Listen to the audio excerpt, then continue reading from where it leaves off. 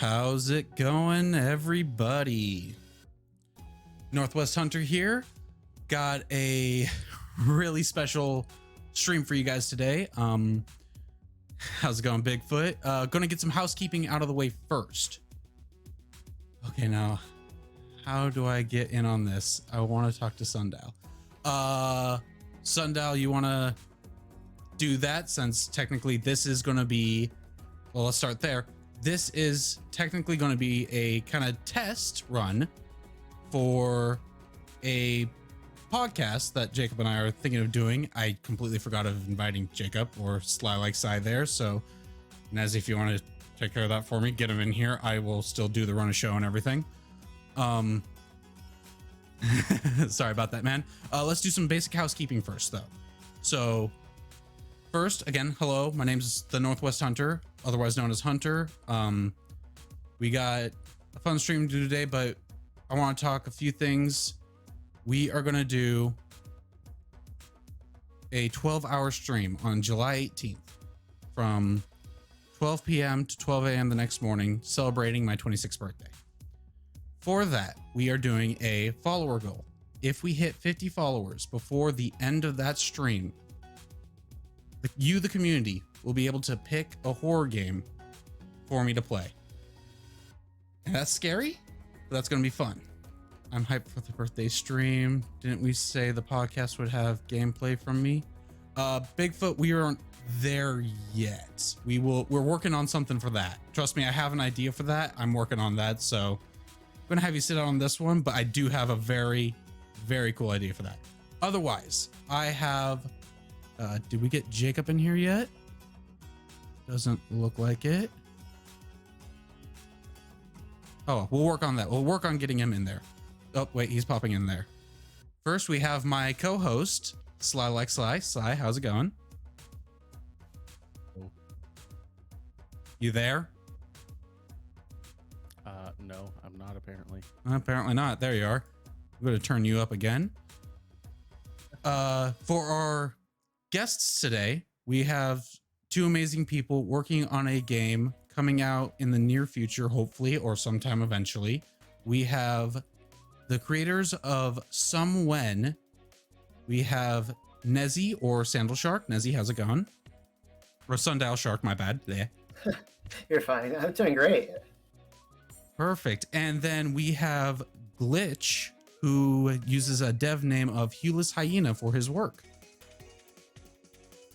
Hello. How's it I'm a going? little nervous, but I am ready for this. I'm excited.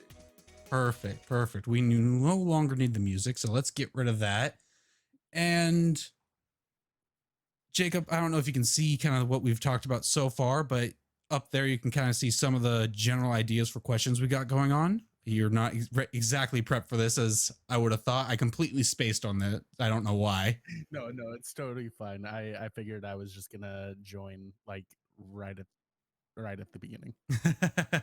Perfect. You should have messaged me. That's on me. I failed as the host on the run of show. I failed as well because he's my husband. I didn't think about it. Yeah, so oh my gosh, I was so excited. I was so tunnel visioned on this. All right. Well, first, let's start with the basics of the basics, because I'm sure most people know who I am. And Sly and I we share a lot of the same viewers. People know who he is. If you don't, check him out.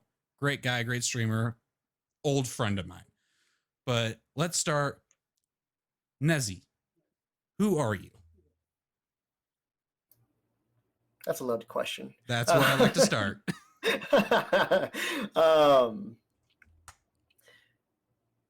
I'm just a really grateful person, honestly. Like, I have no idea how I got here, but I'm SundialShark, and I am an aspiring game dev who right now is on a mission to bring back a retro generation between like SNES, PS1, and PS2 kind of vibes, and it's kind of building a community around that, you know? And I'm just kind of stumbling my way around, and I have an amazing team. I wanted to bring up Glitch next because he has been a huge help with everything since like years ago, because we've been best friends for a long time, and I consider him my writer. I don't want to take all of his time. I wanted him to introduce himself as well, but I can't understate how much he's done for me. Absolutely, and that's a perfect jump in place. Glitch, hello, how's it going, and who are you? Yes, I am technically the writer, though I tend to think of myself more as the idea guy. I like to just help with, plotting, any storyboarding. I'll even try to help with coding, even though I don't know a lot about coding. I just like to help with ideas, and like I'll just try to help wherever I can. I do keep most of my focus on the writing because that's what I actually can do for the most part. But yeah, for Somewhen, I'm the writer and all around little helper. Perfect. And then Jacob, do you have anything to add to either of these two, because you know them a little bit better than I do? Well, I'll start off with Glitch, and he is an amazing person. He's also been the DM of a game that I've been playing, Pathfinder. Real quick, can you turn up your mic just a little bit? It is up as loud as it can go. Okay, well then we will work with that. You're up as loud as I can get you on Discord. Shit. Damn. Yeah. Well, anyway. Go ahead. Yeah, no, he from any indication from the Pathfinder games that he's been DMing with me, he's an amazing writer, has great stories in mind, and I'm excited to see where he can help take this game go. As far as Nezzy, I don't even know where to begin. If you want to have the rest of this podcast type stream thing go on of just with me talking about every little thing about Nezzy, then cool, we can do that. But I don't want to take up that time. Yeah, I don't think we have that much time. He's amazing. Give a short blurb. Keep it to like 2 to 3 sentences. Innovative and crazy. That was even shorter than I was expecting, and perfect. I love it. I accept.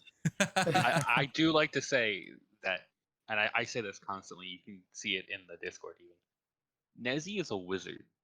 Yes. I'm just crazy. That's what they tell me, and I just go with it. But yeah, no, that's why I married Sly. Like Mhm. he's just there's a lot of Right. going on there, and it's so supportive. And then Glitch, I failed to say, is also hugely into quality assurance. I think like he's my QA. Like he's the detail orientedness just of what these both of them do. They both challenge me in ways that I don't expect and ask me questions where I'm like, oh my god, you know.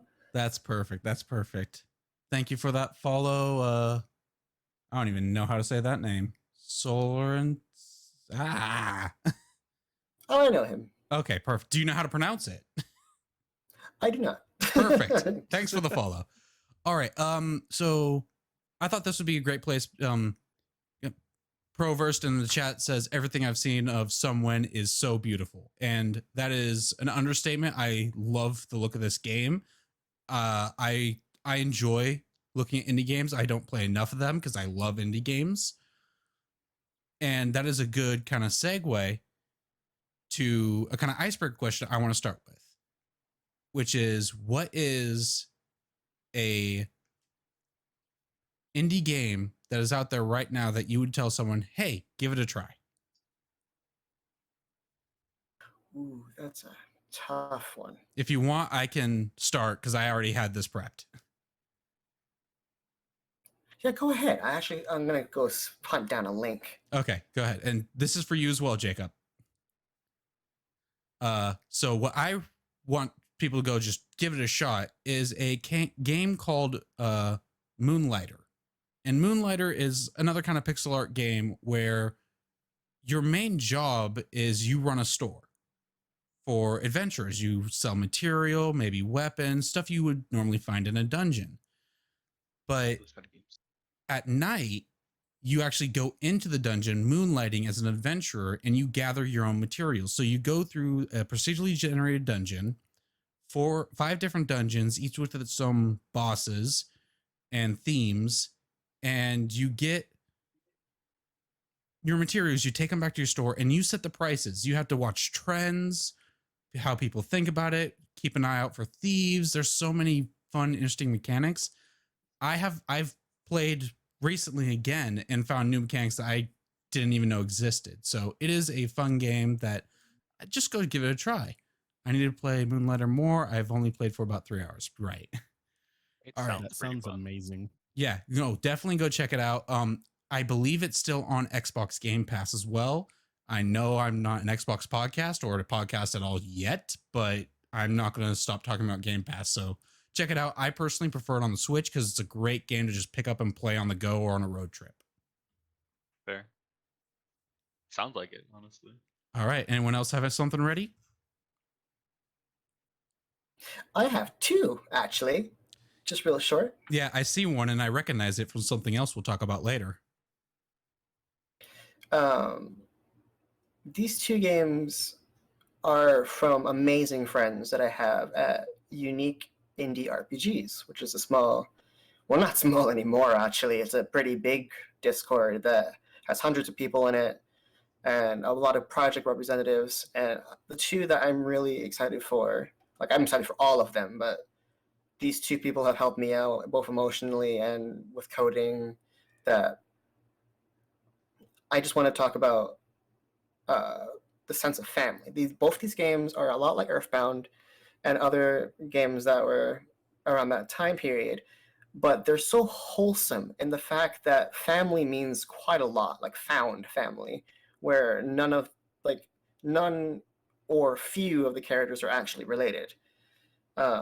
Especially since my game also has like a wide cast that's kind of tight knit, even though they're ragtag, you know?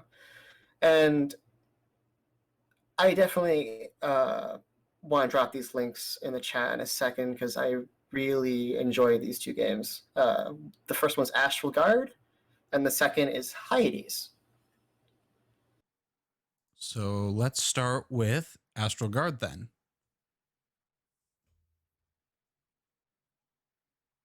Yep.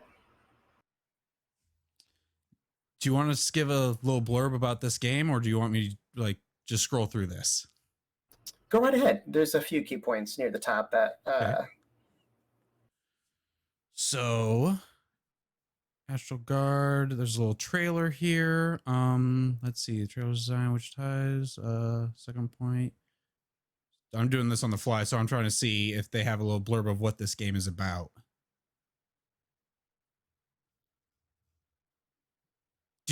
Tell us what this game's about while I scroll through this. It's kind of like your happy-go-lucky like space adventure, like these friendly, colorful aliens that follow an unlikely hero around. Like that's just my jam. And kind of like how I like games that have a wide cast travel the world around in a vehicle. This is one of those games as well. Perfect. And then we have Hyades.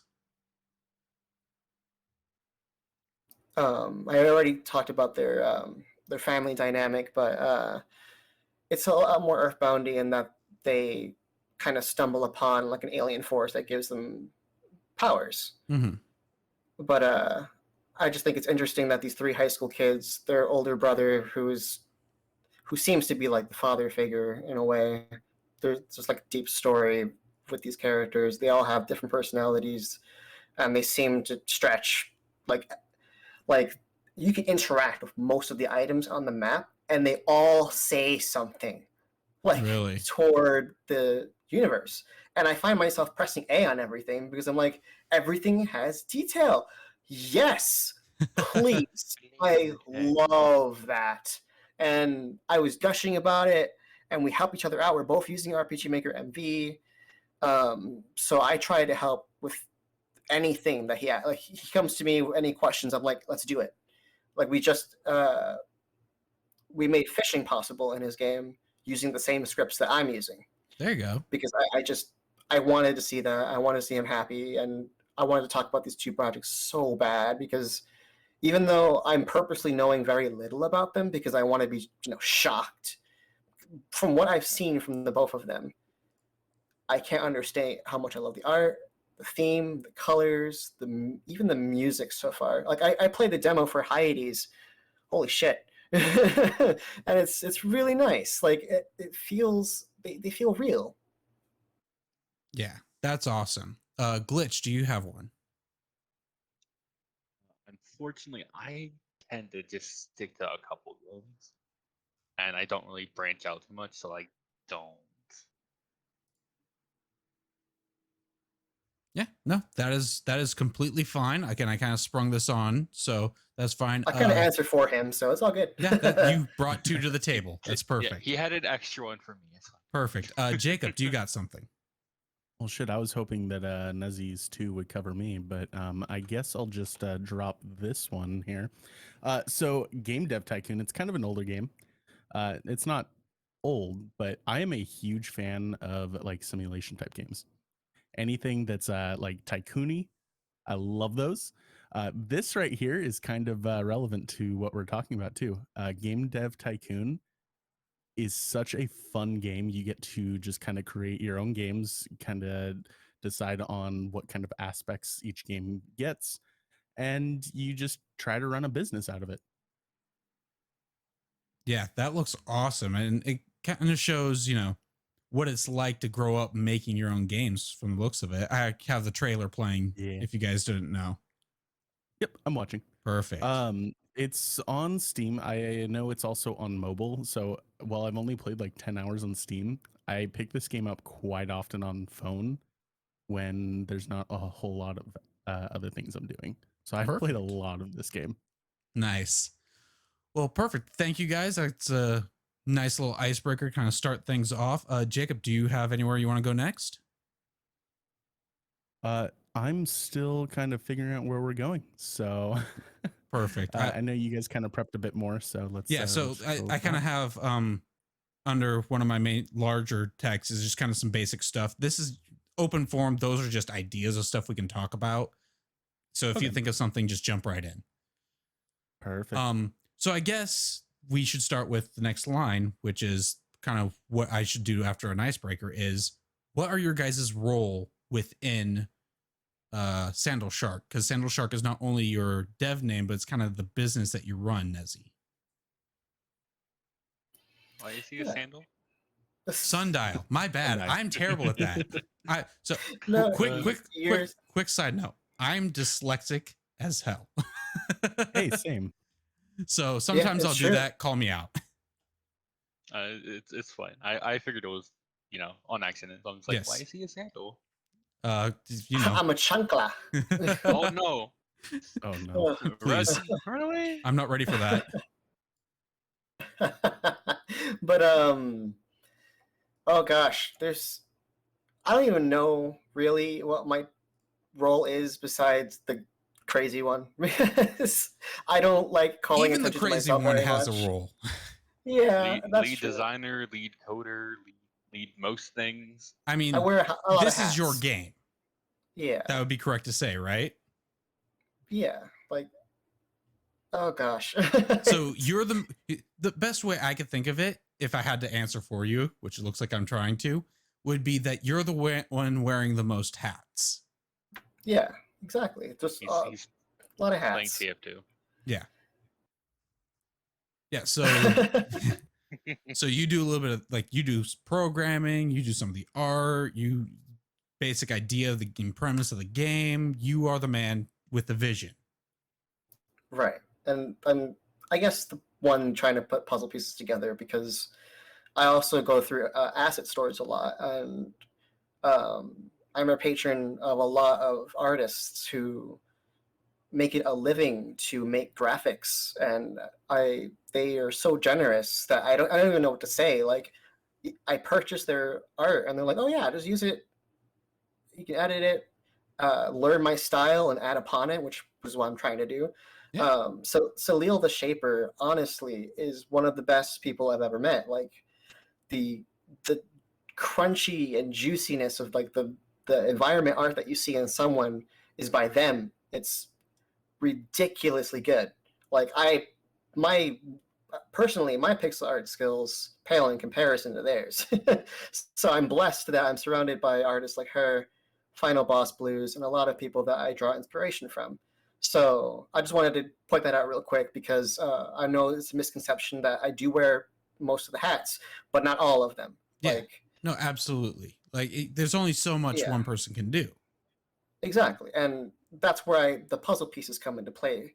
And I have trouble linking things. I can generate world. I love world building, but I need a team to kind of anchor me before I become a hot air balloon and float into space, because I do that all the time. Both of these guys know I can go into a direction that is completely different. The ADHD takes over. It's over. So they anchor me. They believe in me, and I think my role is just the puzzle piece placer. That is a very good way to put that. Glitch, what would be your role within Someone first? I think I touched over it when I was talking about who I am. Yeah. But like I said, I like to help Nezzy with as much as I can, because Nezzy does a lot. He does so much. It's so impressive, honestly. It's just amazing to watch Nezzy work sometimes. And yeah, Nezzy can be a little bit crazy sometimes with, just, oh look, we were talking about one thing and suddenly there's Nezzy a mile down a different road. Nezzy, come back. But it's fine. It's part of our process, So you kind of sit there trying to contain a crazy force. Yeah, with my own bit of craziness. That's the only way you can control crazy. Was with more crazy. Yeah, Absolutely. You're right. Well, yeah, I try to help because Nelly does so much. Yeah. And that's why I always I even try to help with stuff that I'm, because just sometimes a fresh perspective is all you need. And I try to offer that when I can. Yeah, no, absolutely. And You mentioned before we started recording or going live that you are also working on your own thing. Do you want to talk about that real quick, and then we'll go into more detail at the end? Yeah. So one of the things that Shark Studios, or however we're calling it this moment, is that we all like to have little side projects. Mhm. And well, I mean, mine's only a little as of right now, but that's it's fine. We'll get there. But my baby is one that me and Nezzy have had in the background for years now. It is called Spectrum.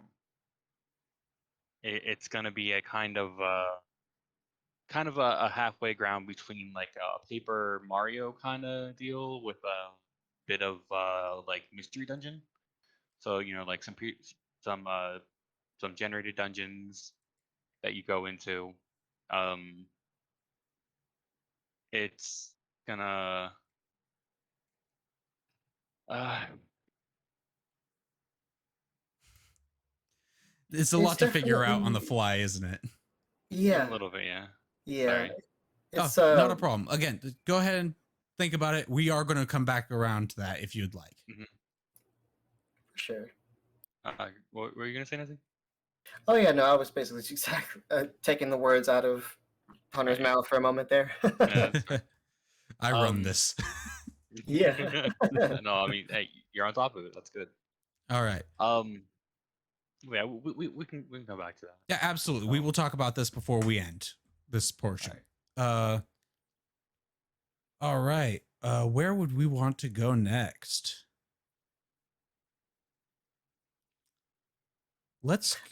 Yeah, go ahead.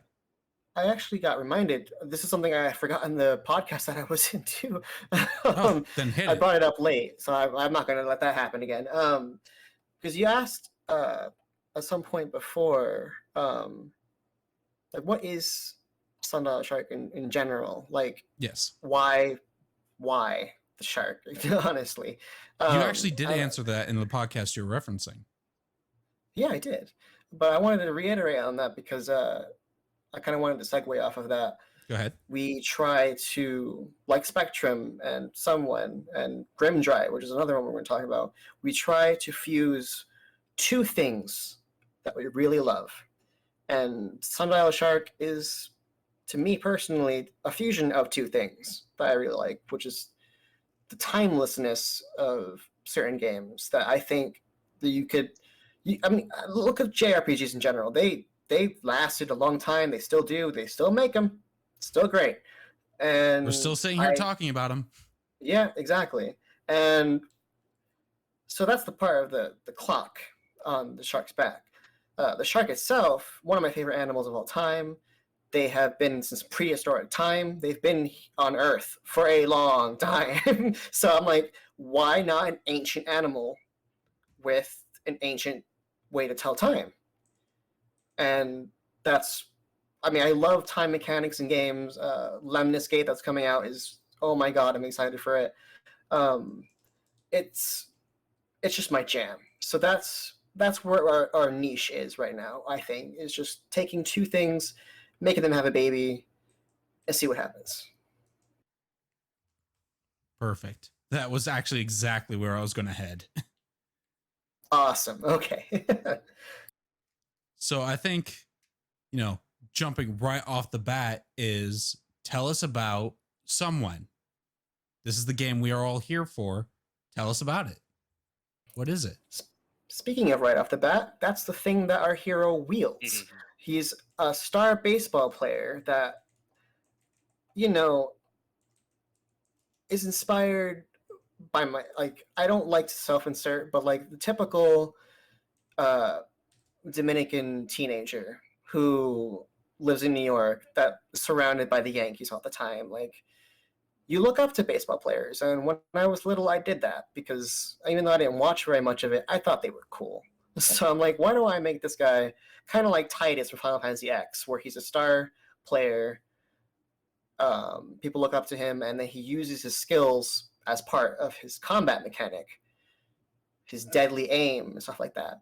And this hero, for Somewhen, is a catalyst for a lot of things because he has a mechanical arm called the Conductor that not only controls this time traveling train that you drive around, but able to rebuild and lift up entire buildings and even natural things like trees to rebuild a dystopian future that he's trying to prevent.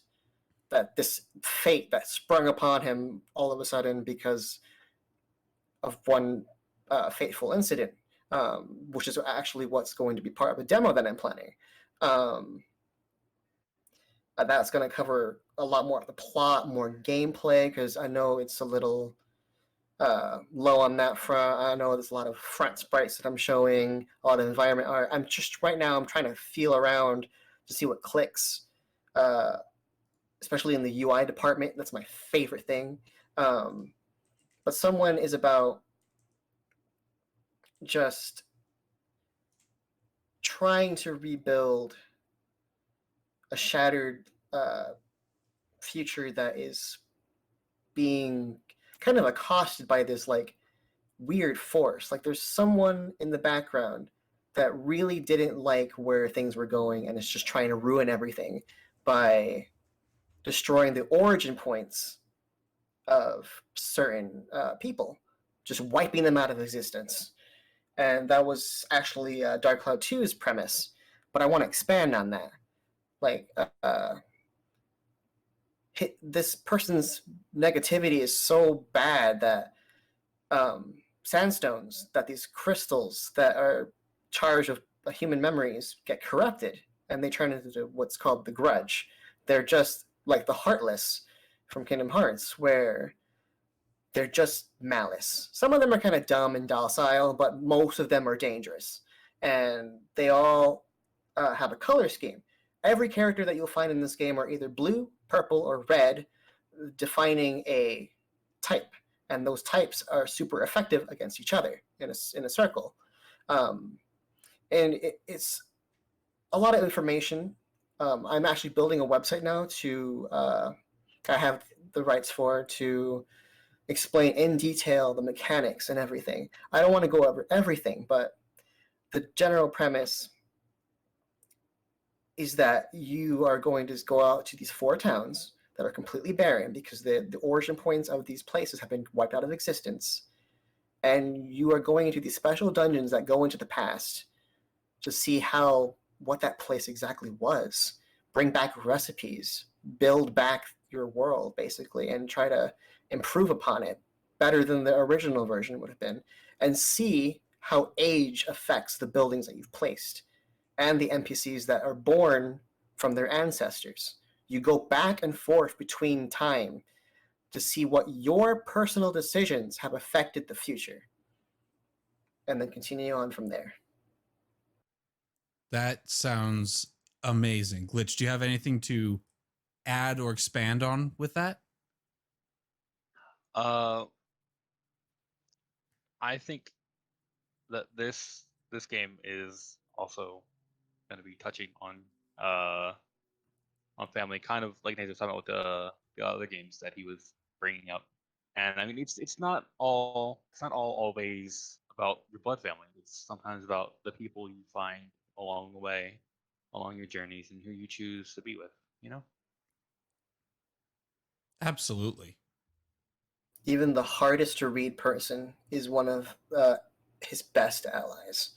Like, Haiku is a 4th character that I wanted to talk about later, that doesn't have official art yet, that's actually in the works, that always wears a mask. And he's actually one of the first few bosses that you end up befriending because of just the miscommunication that might have happened in the beginning, but they become extremely extraordinary pairs of friends. And that's what I wanted to focus on, as well as Idol is searching for his late father, who he believes is still alive somewhere because of the notes that he left behind. Not only is he a baseball player, but he's kind of a bookworm too. He's kind of a nerd, honestly. But his father left a lot of notes, a lot of blueprints and stuff. and we're trying to discover that in the background. Like, not only are we trying to restore the world, but we have this background story that we have to figure out, like, who is Idol exactly, honestly? How is his mother like? What was his lifestyle?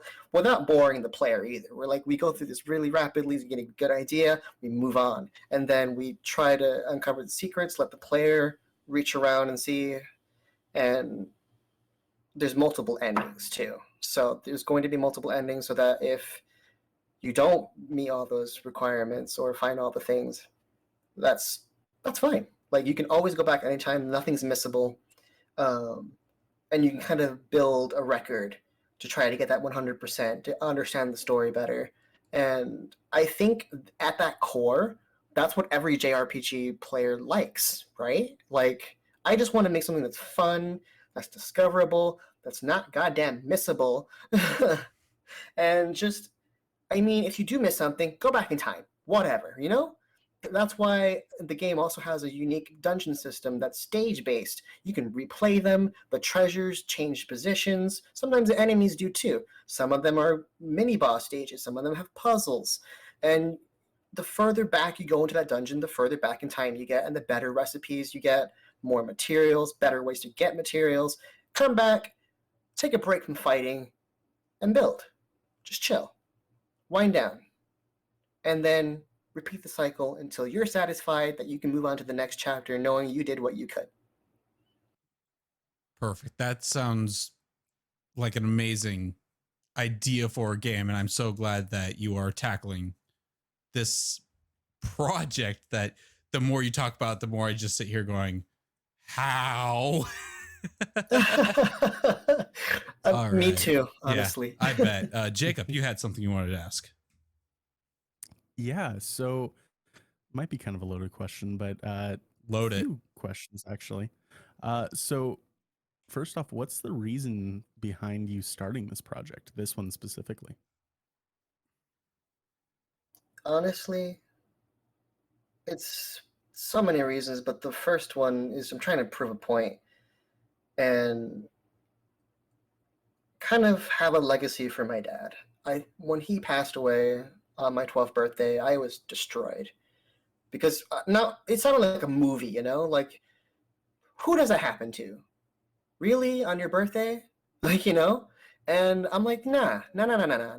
He was so excited when the PSP came out, dude. Like, he was like, he doesn't even like know a lick of English, but he knew he loved technology. So when he was like, no, he would call me, they have the PlayStation, but you can put it in your pocket. And I'm like, what? And he's like, yeah, no, look. And he goes into the kitchen, and we have an old TV of DirecTV on top of this fridge, and he turns it on, and he was just so excited. Like, every time that commercial would come up, he would remind me of it, to the point where I actually woke up one day. This was shortly before he died, around Christmas, where my mom kind of argued with him, and it was just like, what do you like? Like, we're kind of, we weren't like loaded, like, we were very poor, so, you know, kind of an argument like, why are you always buying him games and stuff? And I think I caught tail end of that argument, and what he said was, I don't know how long I'll be around. And when I looked back, I was like, damn, how do I fix this? I can't go back in time. I love time as a mechanic, but I wish it were something I could do, you know? But what I can do is create a game where he's in it, where he's able to live forever, and I could find him, you know? So that's one huge reason. Besides trying to prove a point where my mom wants the best for me, especially since she was a single parent for the longest time. And I want to show her I can create all these cool things.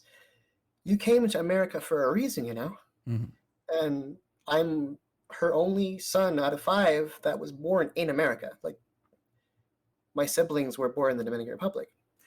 So we lived in New York for the longest time. This is a very small family. I don't even know my grandpa, honestly. Like, So my dad meant the world to me.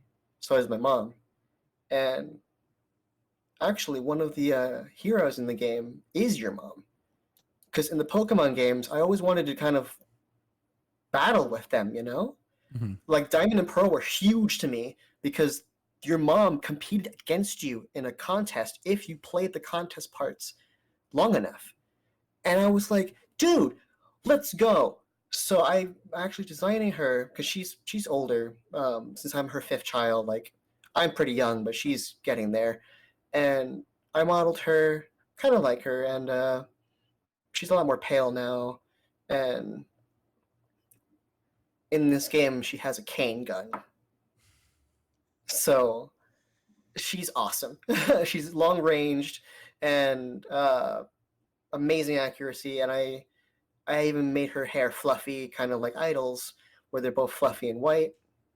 And you can see the resemblance pretty easily.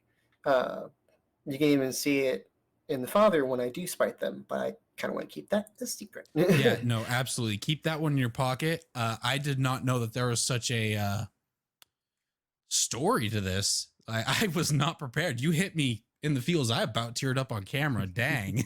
Same. I wow. heard that in your voice, but you kept it together. And yeah, no, you have nothing but, you know, I'm sending you my loving affection and care from here. Like, I did not expect that. I tried to warn you guys. It's a loaded question. Yeah, I didn't know how loaded this was, and you're right. I should have heeded your warning. But dang, yeah, no, that is not something everyone can say they've gone through. And I'm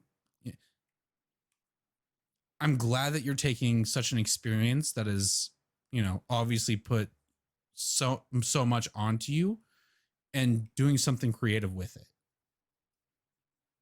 Exactly. Just something healthy that I can just pour everything into and then see what happens.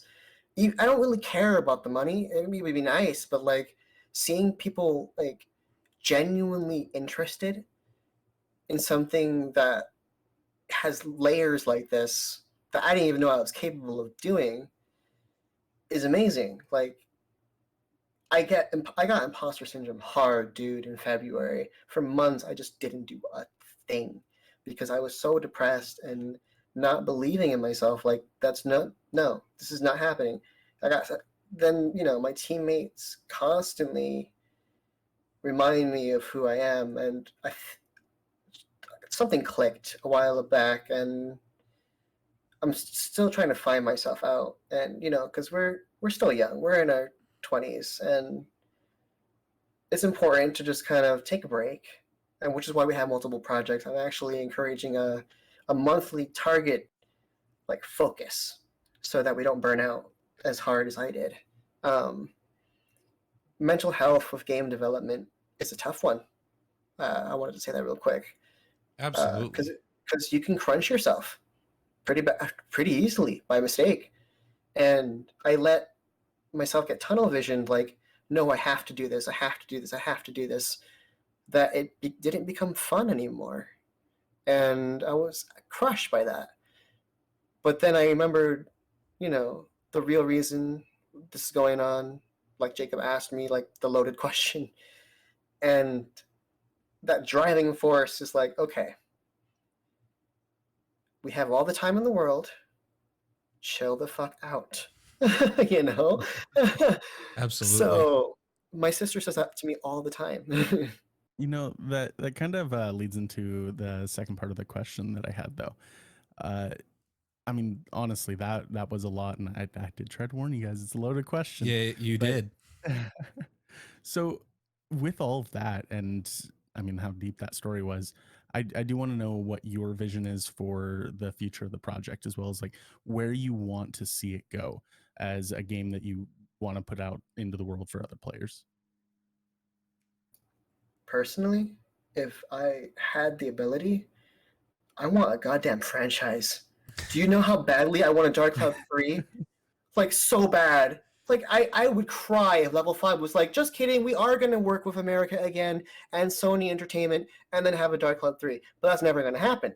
So I want a franchise that would live as long as my dad will. You know, like I will inspire other people. I will literally put it in public domain before I die, so that people can just straight up fucking take my game and go run with it. That's my experience. I want it moddable. I want it all sorts of different things. Thanks to you, Jacob. Actually, you inspired me to, like, you know, make it moddable, make it open. Why restrict yourself? Why put, you know, heavy encryption and stuff like that? Like, I don't care about that anymore. Thanks to you, because I just want this story told and multiple to spring from it, even if it's not from me. Just because you've wrote your story and your vision for it doesn't mean someone else can't add to it themselves. Yeah, because how many gamers are like, oh, this game really affected me, I want to make a fan game, and then get shut down by some legal bullshit like Pokemon. I mean, sorry. you're right. Yeah, I mean, there is an extent. Obviously, I don't want someone to just take my game and run with it literally. Don't go sell his game is what he's saying, but you can do stuff with it. Yeah, exactly. I want an open universe. Let's have a dialogue. I feel like there's a division between player and devs sometimes. Like, we're still people. Let's just talk.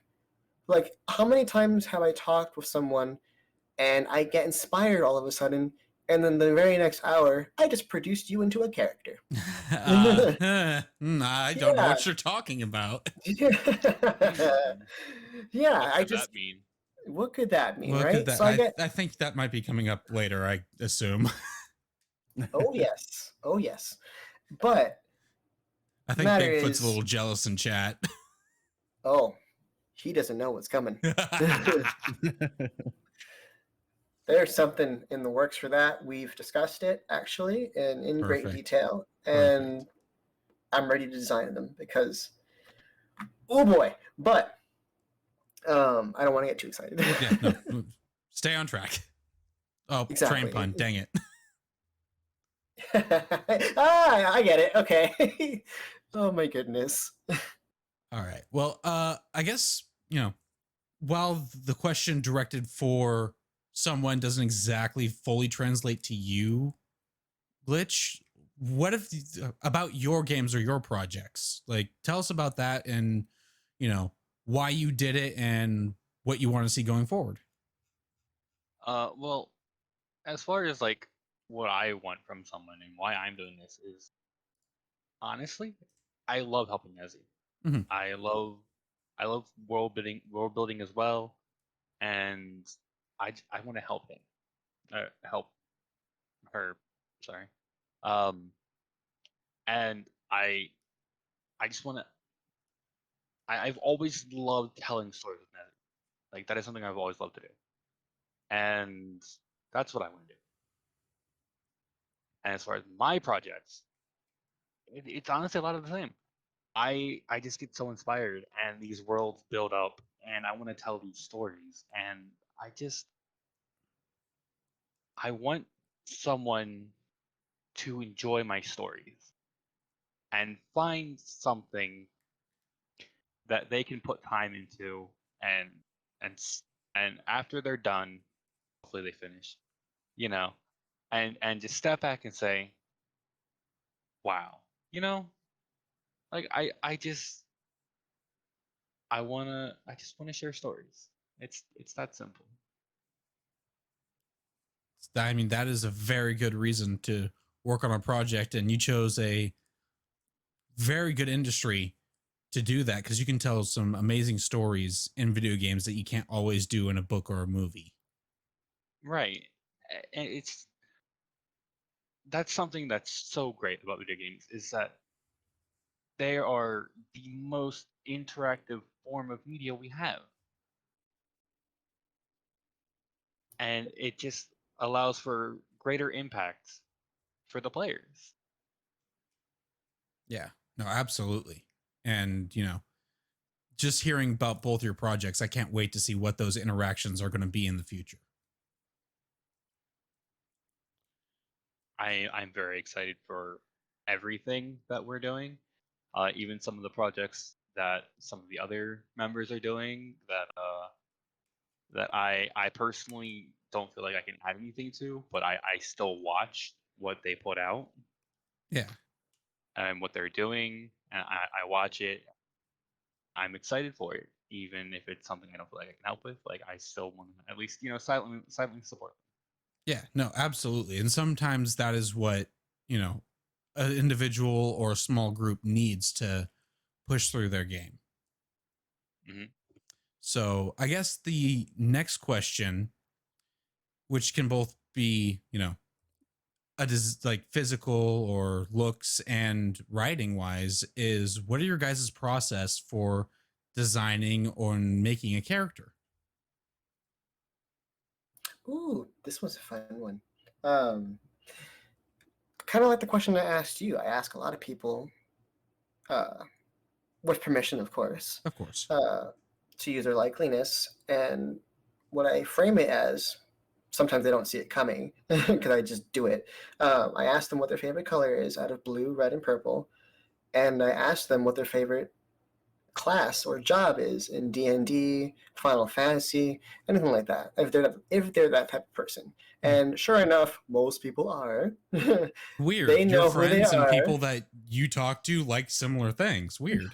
Oh, yeah, right? Oh, what the heck? What a concept. But, like, they always answer with such joy. Like, their personality shows up. Like, that's the raw essence with what they answer.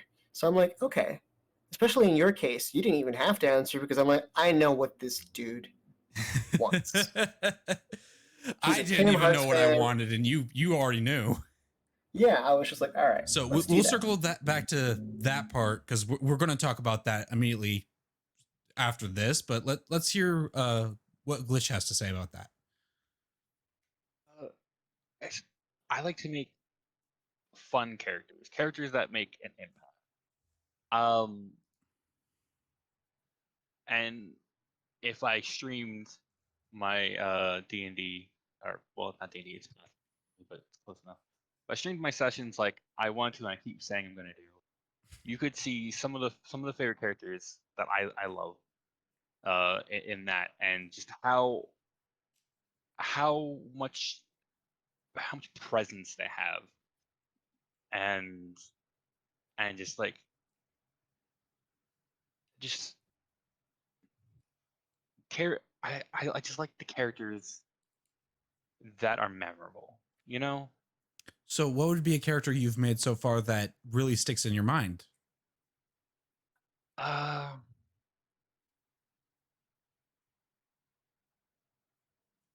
There's a couple, but I kind of don't want to talk too much about any Somewhen characters. Just Yeah, it could be like a D&D campaign. It can be your own project. It can be anything, any character. We're not talking specifically Somewhen. Okay. I just want to know the process that you have and how you get to that character. Yeah. Okay. Well, there's two that stick out. Okay, go ahead. One actually is from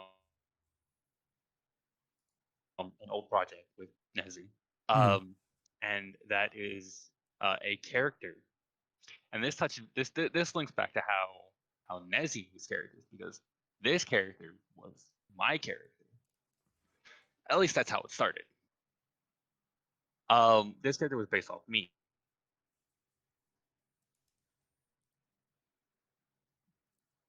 This was back when we were doing Pokemon fan game.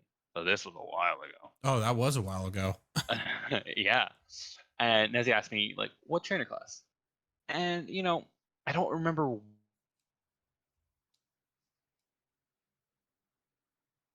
Is he cutting out for Why everyone else? I Or chose this. yeah, But I chose youngster. okay, he's now back. I am a. Oh, am I having a bit of Yeah, issues? you cut out for my a second. Oh, okay. Sorry. What was the last part? That was Trainer class. stable. Trainer class. All right.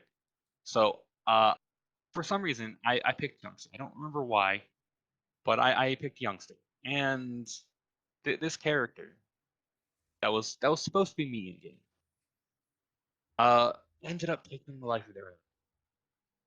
And they ended up being sort of a rival character, but like not it, kind of more in a way like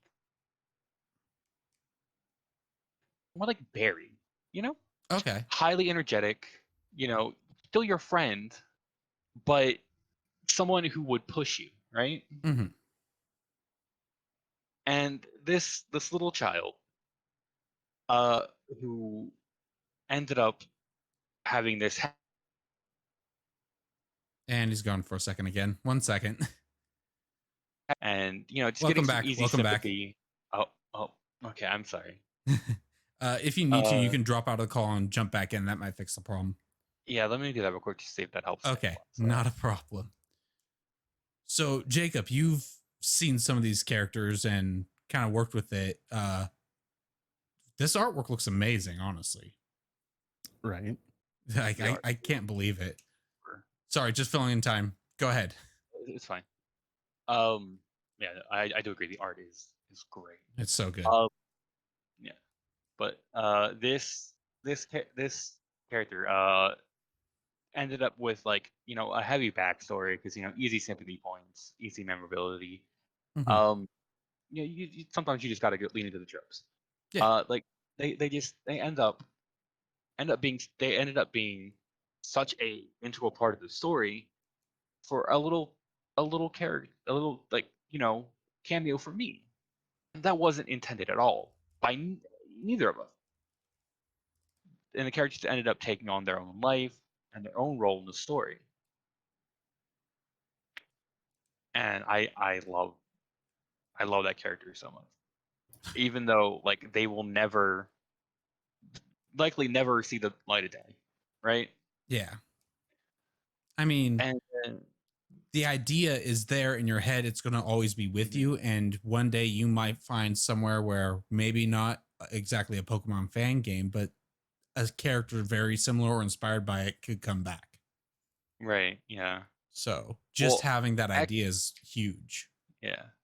Actually, now that you mention it like that, I do kind of think I have taken part of this character and put it into one of the Pathfinder characters. That Okay. not the one I was gonna mention, but I was gonna mention. But I do think I kind of have put a little bit of that character's energy into one of the NPCs that is constantly with the party now, and I think Sai might know who I'm talking about if I say it like that. I do. Yeah. Well, I don't, but, so I'm still in the dark, and I can't wait to find out. yeah, if I ever stream it, like I mean to, you'd probably figure it out pretty quickly. I look forward to that. But the character I did want to mention, Yes. who I feel currently has the biggest impact on the story right now is I like with them, I just like to dance around it. But this is currently their main villain, and they have such a presence about them. They have that haughty, like, you're so amusing kind of air about them. Like, all aren't you cute? Okay. And they're just how they react with this character is exactly what I wanted. Right? It's like it's just so there's just so much what's the word? Personality? Ooh, that's a better one. What'd you say? Gravity. Gravity. Well, I was talking more about like how my character coming off exactly how I wanted them to. Like there's so much like soul feeling of yeah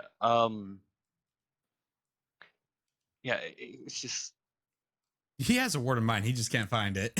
I can't think of the word That's because that's the good thing. That's a good thing, actually. If you Yeah. can't find a way to describe it, it's because it's just so nebulous and so like out of body and big that you just can't find a really It good means word to more describe than it. it. Yeah, absolutely. and one of the fun things about this character is Sai's character is trying to get involved with them. Oh. Mm-hmm. And Look, we don't talk about this. Hold on. I'm not. Have I seen Sai's character? Have you seen Sai's character? Nezzy? Oh, luckily, we're talking Pathfinder, the game, the Pathfinder game that he DMs. Oh, Ooh, I don't think this is getting involved in Somewhen. Okay. This is not something related. No. all right. Fine. Fine. Bigfoot says he's seen it. I'll go have a talk with him after the show. Oh yeah. No, if like I said, I didn't want to talk about any someone character because I didn't want to. Absolutely. We don't want to spoil anything. I think Nezzy's going to talk a little bit about a certain character, which is a great segue back to it. It is. Yeah. Go ahead and say it. You're bubbling over there. I can I can feel it. I'm bubbling like the Pepsi that's right next to me, actually. Yes. Perfect. There's quite a few characters I want to bring up. I want to segue off of his character. We codenamed him Glitch, which is kind of funny because he's also a glitch. I mean, he adopted the name. He was comfortable with it. It's his essence. And Yeah. that character is still in my mind, too, because there's a connection between that and the final boss of Somewhen. Like, there's a Oh. huge connection, and I can't wait for people to find that out and what that connection is between them and Idol themselves. You know, I didn't think about that connection actually. Yeah, it's always been there, and I've the way that the character even introduces themselves will be very similar to previous conversations that we have that have always been that pinned subject in my head. And we'll actually go into detail. Good timing. I love you. Gotta love it, right? Thank you, Luna Heartclaw, for the perfect timing on that follow. That is 47. Oh my. Let's Go go. All right. But they also have this mysterious air about them. Like the person I was describing in the beginning, the one that's laying everything to waste, the one that's erasing origin points, is named Zeitgeist, which in its definition is the defining spirit or mood of a particular period of history as shown by the ideas and belief of that time, which is a perfect segue into what the game is about. Like, who is this mysterious, like, big name baddie that everyone's so afraid of? He has a legendary name, but could be a normal person.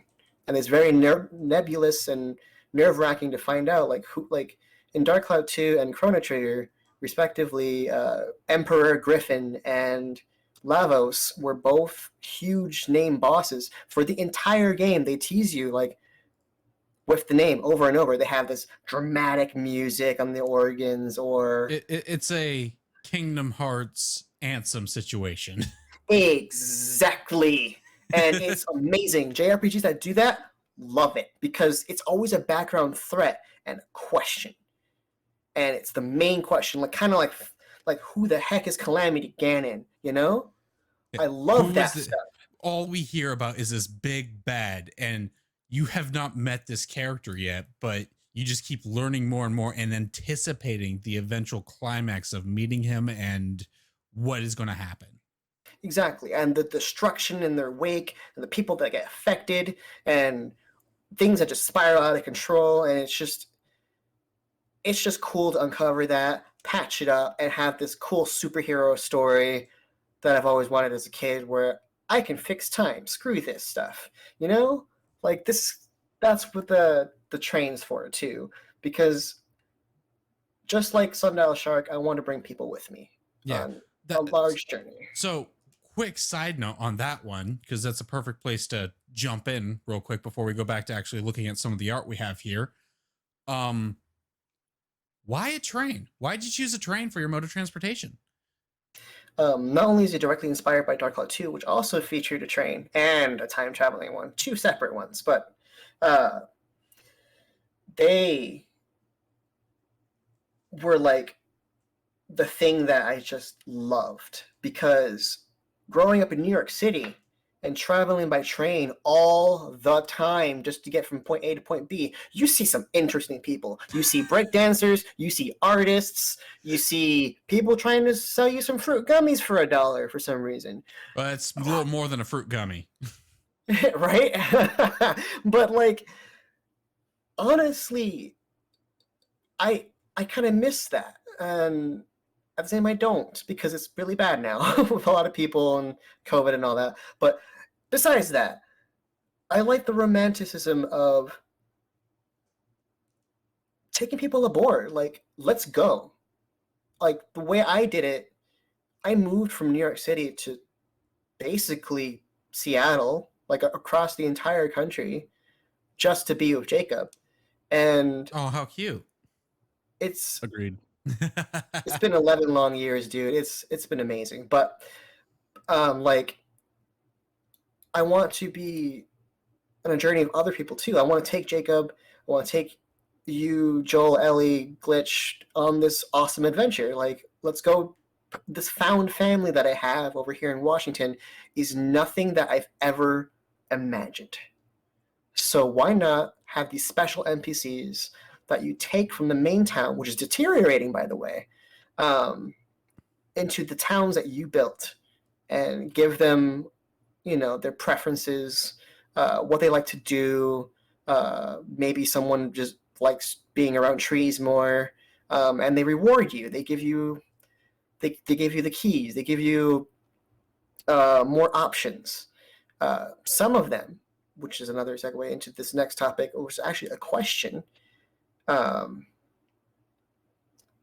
They will be summoned into battle, as if it was Kingdom Hearts 1, where you summon Bambi, or another character that for a split moment does a field-wide effect, or maybe a single target effect, and then they come off screen. It's better because you do grow up like a small relationship with these characters. You get the repertoire, their personalities, their wishes and wants, and some of them you might cling on to because they might remind you of someone. Weird. Right?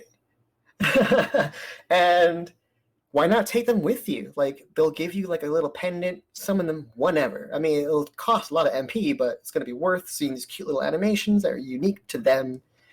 And they're required to progress through the game because in the future, their kids and their kids' kids are completely different characters too. Oh, really? So, yeah. So they will also help you progress through the game, maybe give you a key item or some kind of awesome gadget that could only be found in the future so you can solve a problem in the past. And stuff like that. Like, just weird shenanigans that are kind of paradoxical, but whatever. Hey, I love man. stuff like that. You have a train that goes forward and backwards in time. We can make as many paradoxes as we want as long as it makes sense in the end. Yeah, right? Exactly. That's for the concept of Chrono Trigger as well. Like, that game goes all sorts of different directions, but it's so impactful, and that's why I wanted to make a game just like it. Because I thought that was in my wheelhouse. I can't 3D model yet, but I can spray. And I'm like, I have an ability now I can try this. And again, mentioning the sprite artists that I draw inspiration from or straight up use their art for when allowed. They're giving me the ability to make something. Same thing for the people who make the plugins that run the game in the first place. They've given me the ability to make easier. And that's kind of how I want to fill the role for Glitch, because Glitch needs someone that can draw the art, that can code the game to tell his story. I want to fill that role. So yes, I mean, that sounds like a great give and take between the two of you. yeah, exactly. It's fair, and it's just really valuable. Like, it again, I would have never expected to have a friend like so loyal. Honestly, I mean, we were just talking about Dragon Quest Builders, and he went through this long-winded tutorial. Like, the game is long before they actually let you play, and he was on it for days to finally get to that point just to play with me. And I'm like, why are you like this? Because I love you, damn it. Aw. And I mean, same with Jacob. Like I'll burst into the room and be like, "Oh my god, I have an idea." Same thing for Ellie and Joel. I was like, I'm gonna make them characters. They're gonna have a huge shield. Their dog is gonna be like 3 times the size for some reason, and he's just like smiling, like because I just go on and on and on. And he just lets me talk. Since we're talking about that, let's actually take a look at some of this art that you sent me. Oh yes, the art is by our concept artist, Vindelicious, or Velvety F on Twitter. Which I got right there. And go ahead and throw a link for her in the chat if you'd like. It's actually Vindicious. There's no L. I always make that mistake. Oh, how dare. Oh, really? Oh, my gosh. Yeah, I always add the L in my head, and I have to myself, it's not actually there. And I thought we were the dyslexic ones. I know, right? Dang. It feels like there should be an L, but there's not. I don't know why. Oh, hey, they're actually in our chat right now. Yes, they Yes. How's it going? And actually, the one project I was talking about that I didn't feel like I could help with, that's actually their project. Oh, really? Yeah. Well, maybe if we do this again, or once we actually get this podcast off the ground. Bye. Thank you for the follow, Big Metal Fan 69. I love it. That goes perfectly with the oh my that just happened in my ears. Yeah, that felt like another perfect timing. I know, right? Yes, it did. Real quick, I saw some fun stuff happening in the chat. They were talking about Paradox shenanigans with Song of Storms for Ocarina of Time, Ocarinas. We got Bunny Rabbit Hole here, who I know she's wishlist this game, which is another question we'll talk about later. Oh no, we're 2 more away from 50. Okay, moving on before they get any ideas. So yeah, so here we got the main character. Yep, my baby. Go, both of you, any of you, somebody, tell me about this guy. Idol is kind of more of a quiet guy, but he's definitely been forced into something that he's kind of have to go with because of this like strange driving force to just invent and do things while still having fun. Like, even though he's a serious guy, he still wants to play ball, you know? Mm-hmm. And very compassionate, very just willing to go the extra mile. And he very cookie cutter, honestly. Like, most people might put their personality into him, and that's fine. That's why I like silent protagonists. One day I hope to give him a voice. If it was a franchise, maybe an older version of him. I want to do all sorts of stuff with this guy because, in my opinion, he's my child. Like, this is my son. Like, it's weird, but it makes me happy. Like, this is my creation. This is how I want to present them in the world. Just an honest kid that wants to get things fixed and see his dad again. Like, just simply put, family guy. Yeah, absolutely. I love the look of this character. You got the white hair on a hat, like a character, like the main character from Emerald, but he's got this like cut off sleeve sweatshirt, which is something I haven't seen since like 2003. Yeah, right. I only say that because I used to wear one of those. Dark history right there. I played Dark Cloud a lot in 2003. Yeah. So yeah. that's a big year for me, actually. Yeah, I had a feeling. It's a really good time, honestly. His arm, he's got this robot metal like arm going on that is the conductor. What is that? What is a conductor? So it's definitely a gauntlet. Mm-hmm. I mean, you can see it as a mechanical arm entirely or a glove. I thought it was a mechanical arm, so it's a gauntlet, I guess. Go ahead. Oh yeah, no, I used to think that too. Okay. I'm glad someone does. it's totally acceptable either way. Honestly, I'm still kind of figuring out like. Wait, Glitch, do me a favor. Just halfway through the story, change it from gauntlet to mechanical arm. Just don't tell Nezzy about it. Right. Sure. Oh yeah, my I god. can fix something out for that. Don't worry. Or just make a character that confuses it every time he talks to them. I like that idea too. Do you know what? That's actually a good point. I want an NPC now at this point to be like, what is it?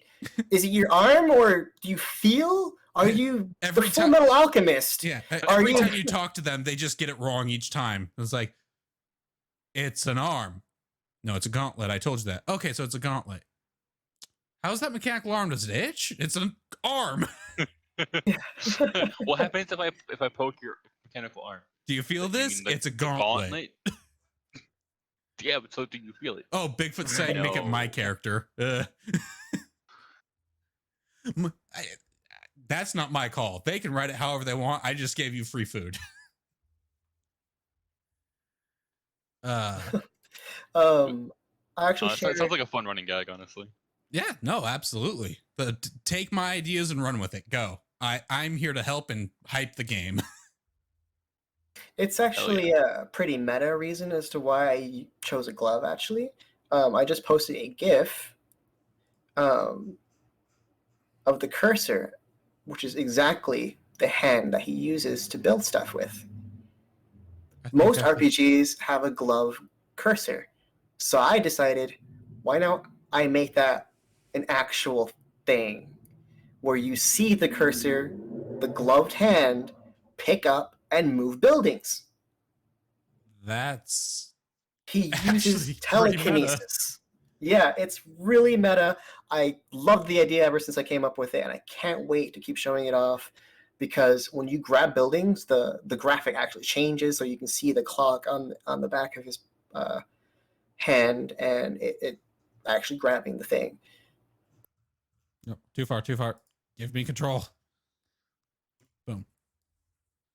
Yeah, so Bigfoot in chat says, I think I fed the sharks some food as well. There's another question right there. So wait, did a shark bite your arm off or something? Because it references your guys' sundial shark. Hold on, I want to make a note of that one. Yeah, no, go ahead.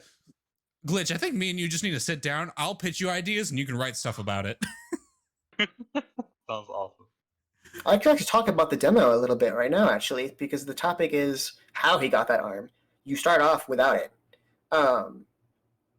You are jettisoned into the future after a specific incident. That specific incident kind of petrifies you, and you find yourself, when you come out of said petrification, that you have that mechanical arm. Kind of like how Link gets his arm in Breath of the Wild 2, now that I think about you it. just said it was a mechanical arm, but wasn't it a gauntlet? Shh. Now you're going on my own joke, and I don't know if you're serious or not. Yeah. Well, honestly, I'm still ironing that out. Honestly, I kind of want to get closer to, if it looks like a mechanical arm, I'm just going to go with that. But, you figure that out, you let me know. Yeah, no, seriously. Because they're both badass. Like, what am I It doesn't supposed matter to do? which one it is, absolutely. Right? And either way, like, you can see in that second GIF of the arm and the wristwatch or pocket watch that's sitting on the back of it in place there. And they have little animations depending on what you're picking up. And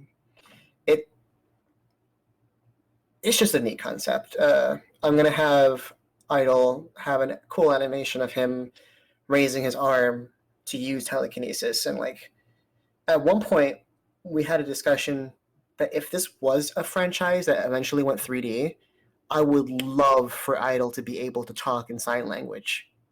I feel like that would be There perfect. you go. I feel like that would. I forgot who came up with that, but I know it wasn't me. I know whoever it was. I'm so sorry, because it was such an amazing idea.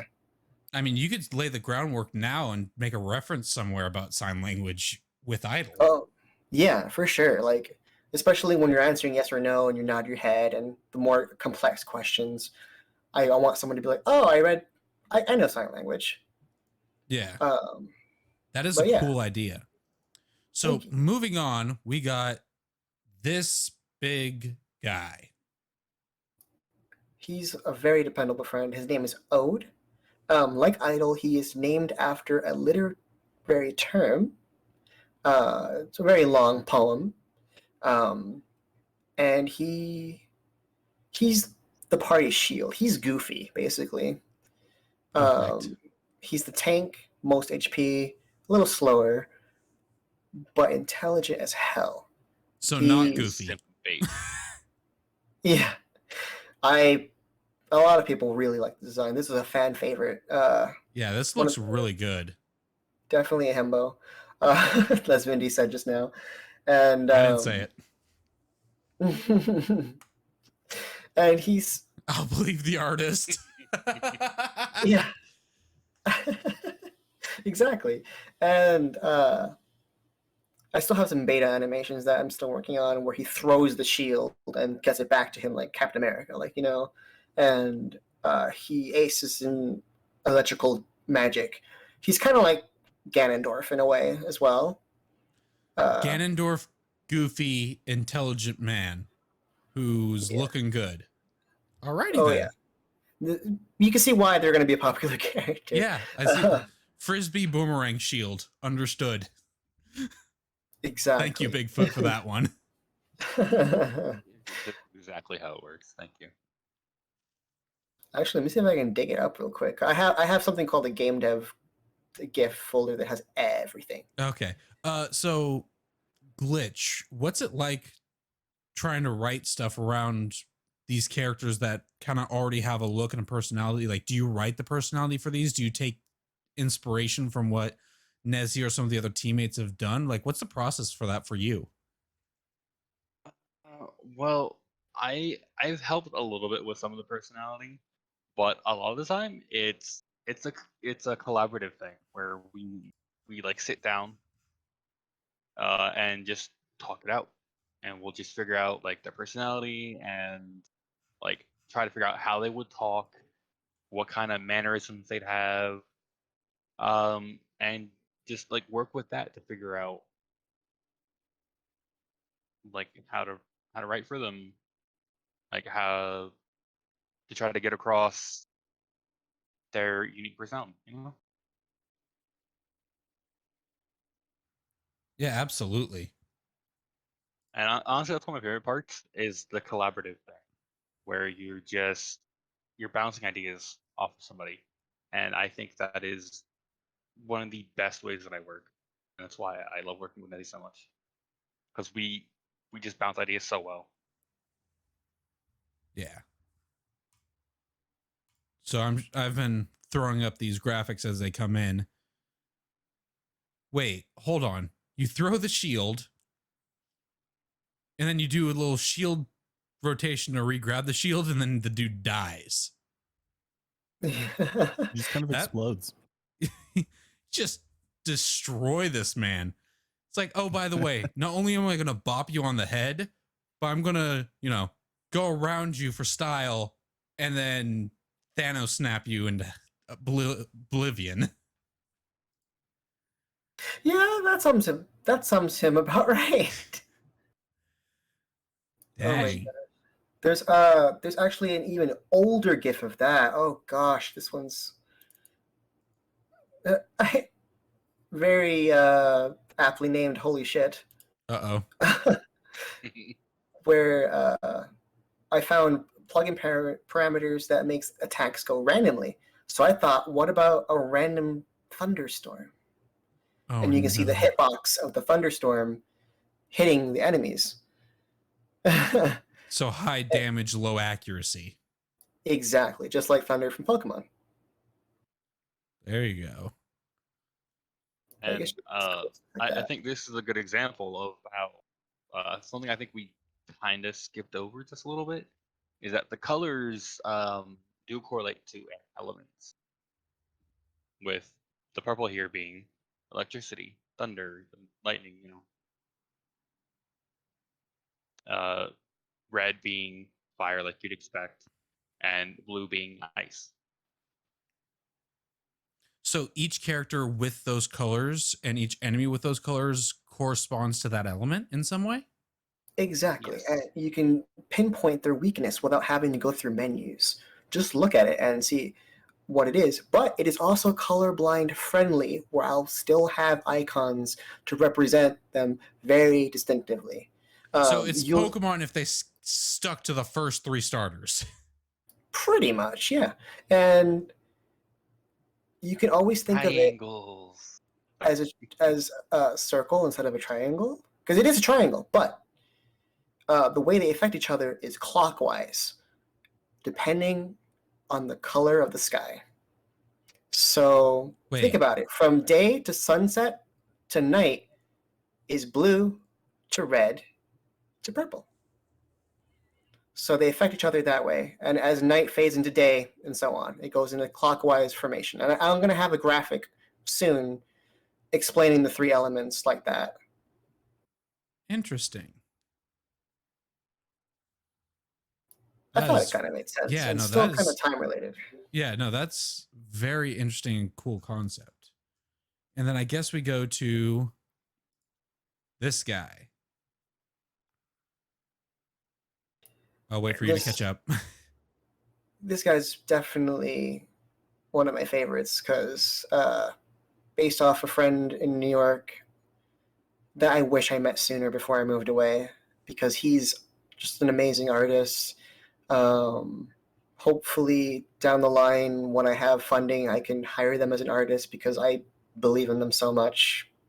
They're always busy, always making art, and he's like my right hand, like best friend sometimes. Like, and I want that type of person to be with Idle, the very first party member that you get, actually, that gets you out of the blind spot in the future. This character travels to the past with you and is determined to undo the darkness that is in their town, because the future town is deteriorating, it's falling apart. There's massive canyons of just darkness everywhere because the earth is like corroding, but they're living a carefree life in this mega city in the middle that's just like totally unaware of what's happening around their world, because this is a dystopian future. And he wants to fix that, even if it means, changing the outcome of his own existence, which is totally selfless. But it's really cool. Like, they use their fists to fight with like edged gloves and everything. Like, they have knives and stuff like that. Very sharp, very quick. The quickest party member with the least defense. And I eventually want it so that he is able to just pierce through even metal with his fist, like just a total badass from the get-go. And kind of like a rival to you in a way, because he's kind of like Riku from Kingdom Hearts 2, where he's not like an asshole from the first game, In the second one, he's just like, I totally get it. I'm laughing here for 2 reasons. One, our own co-host Jacob over here in my chat just went darkness and all with hype after that. So I reply with the same thing, and then you bring up Riku from Kingdom Hearts 2. Yeah, yep. More darkness. Weird. It's like there's a few Kingdom Hearts fans here. It's such a fun thing, honestly, and I draw inspiration from there too so much, because the PS2 era was just an amazing childhood experience. Name a better console. I'll wait. Seriously, honestly. Wait a minute. Banned. No, I was waiting for someone to follow so we can get the oh my again. Oh my god, that would have been perfect. All right, so now we're getting into some non-human characters, and I have a question that kind of goes with this, but what am I looking at? He's just a big old toad. That's basically what he is. Like, just he's cool, not just bouncy creature. He's not just a Froge. Not just a basic Froge. This is something you sent me and you said you wanted to talk about. Is his name Soap? His name is indeed Soap. It is not only does he spawn huge bubbles that contain items, and they're basically indestructible except to him, which is why he's an amazing shopkeep. I'm going to have more graphics like this, where he hangs out in a pond that for some reason just seems to follow you. Like, he breaks time and space. You get a special key from the locksmith that helps you open doors into this area, inspired by something that Glitch showed me a few moments ago, actually. But it's kind of like it's like a moving igloo in a way, where it's like, no matter where in time that you are, he's just ready. He's just perfectly happy, perfect temperature, knows exactly what you're doing, and is just moving around shop. You can redeem points, hunter points, from killing enemies and getting licenses. Okay, and hold on. You're starting with locksmith, and then you're going hunter points, and now I have to break. Like, what are you doing to me here? This man's just teasing me about this. What's up? So, can you buy clothes at the soap store? Oh, the soap store. I like the name. 1, 2. Yeah, tell me, can you? I see what you're doing here. I do plan on alternate outfits, for sure. But it's I really love this map. It was actually drawn by. Bigfoot also sees what you did there. Yeah, no, Bigfoot definitely caught on. So right. Don't worry, Jacob. I'm proud of you. I'm trying to ignore it. He is also based off more of an entertainment form, because I took soap from soap opera.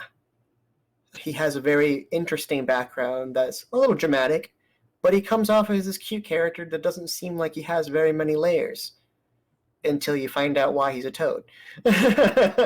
And, stuff that I want to make sure, it's kind of hidden or just kind of hard to find unless you kind of dig deep and spend the time and getting to know him as you progress with the game. Because like you said, he follows you out throughout the progress. He makes sure that you're stocked up, improves weapons as the chapters go by. The bounty board gets updated. Your score gets compared with other hunters. And the better license you have, the better discounts you get. That was inspired by Rogue Galaxy, which is another level 5 game that I adore. Because you get to compete against NPCs who have a quote-unquote higher score than you. That also reminds me of Pokemon Mystery Dungeon. Absolutely. I love ranking up stuff like that. Like, I made it to Lucario rank in the first game because it was such a good game. And I never got that emulate far. That. It's a distance. My copy broke, and I didn't have the money to get another one. Oh no! Oh, I hate that. So I just went and played Pokemon Rangers. Fair enough.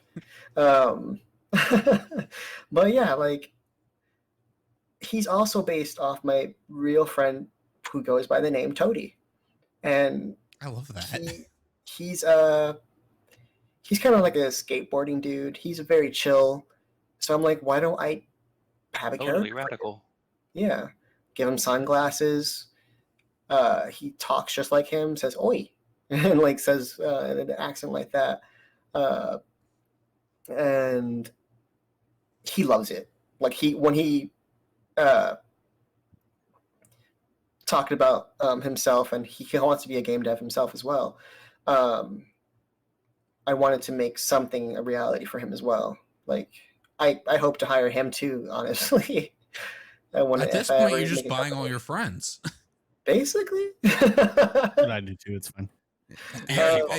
No, Jacob, you've never bought me. You had me before. We were friends before we had money, so you got loyalty here. Loyalty points. I got both, so there you go. Right. But I mean, Jacob, if you want to start paying me, I won't say no. I mean, I guess I could do something like that. Sucrose Guardian, Sucrose Guardian. God damn it. Oh no. Let's go.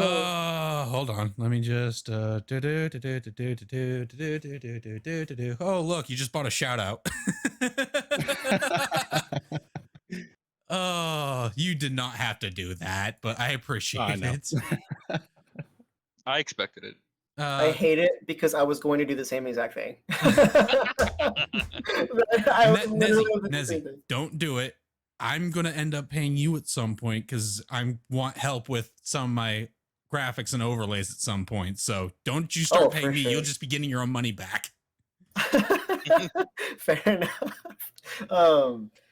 Again, super excited for this community. It's just starting out. It can only get bigger from here. I'm so happy that GGApp and you are streamers, that guys interact the way you do, that we already have an established background, because I'm excited for just the mingling of everyone's goals going in the same direction, you know? Yeah, absolutely. And so now we're going to... Oh, go ahead, GGApp. Oh, I was just agreeing with that. Oh, okay. I love it. Now, first, I want to ask, am I allowed to show these special characters that you've been teasing me with this entire time? Absolutely. Go for it. I wanted to announce them so bad. So here we go. We're going to switch over to this so I can get this pulled up. These are... I believe these are in my Discord, all of them, aren't they? No, one of them's in my Discord, one of them's in a private chat. So we'll start with the private chat. No need for them to see us talking about 700 different things at once. Here we are. Tell us what's happening here. So...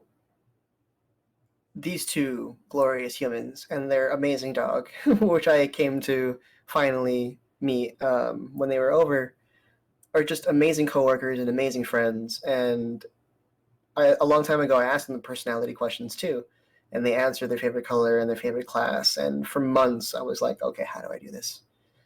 I asked for permission, and I got it granted. They were super stoked about it too. Our friends are mutual. We both know them as Joel and Eleanor, who are so supportive. And the cool thing is that we knew them, but separately. It's not like we met, all together. I knew them from something else. You guys met them for work, and then we all became a friend group together. And that was the funniest thing to me. I love it. Like, it had to happen for a reason, you know? And so I don't know how to repay them, because Joel and I, Eleanor and I, we just have this connection that was cool, because Joel's like the brother I never had. And we had a similar thing with our parents. We clicked it very well because we have musical interests.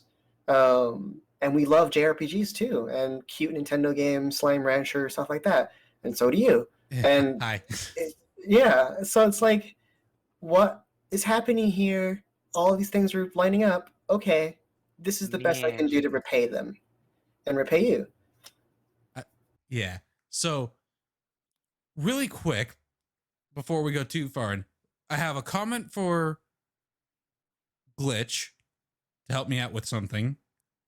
Oh, yeah. I really hope Joel and Ellie aren't watching this. Don't tell them this. And then two, I want to make a reference here.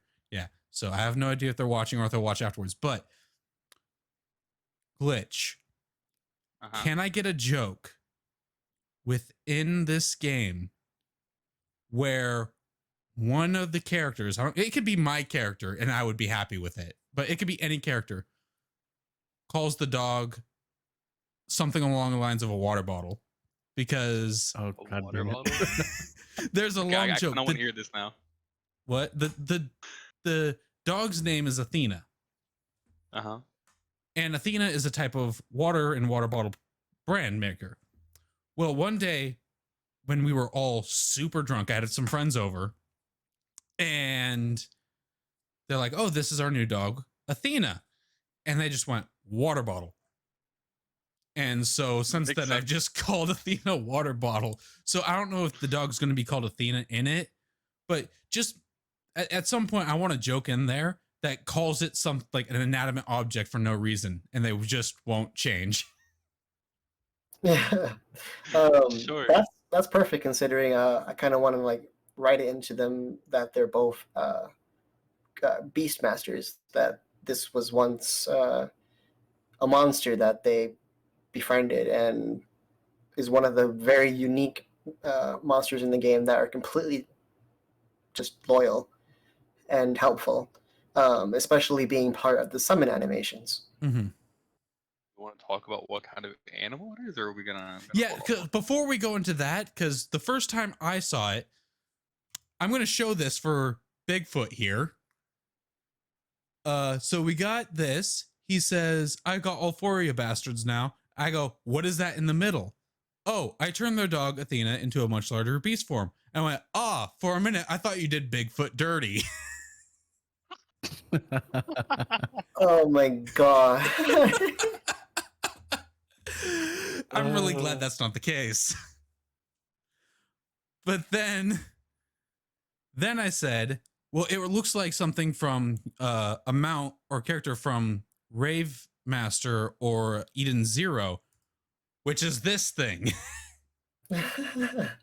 Just some kind of just crazy weird mount that always shakes Yeah. his head. Like the first time I saw it, I went, oh, geez. You fucking lucky I talked with Nezzy about it.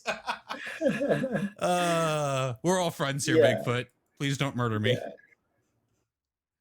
It's actually a variant of a monster called the Skulf, which appears like this. It is completely invisible until it gets too close. Where Am I missing It's- drama? A little bit, Luna Heartclaw. Sorry, go ahead. the character is hard to detect because it's invisible, except for the paw prints that you see in the snow. So if you see paw prints coming after you and you don't see what exactly is causing it, it's probably one of these guys. Okay. And then when their Yes. skull appears, they start appearing in pieces, and you have that much time to just get away from it. But it's going to be a tamed, much more alive version of these because these are technically undead. Yeah. But I kind of wanted to tie them in with an existing monster that I already had, especially one a that's very oh shit monster. yeah.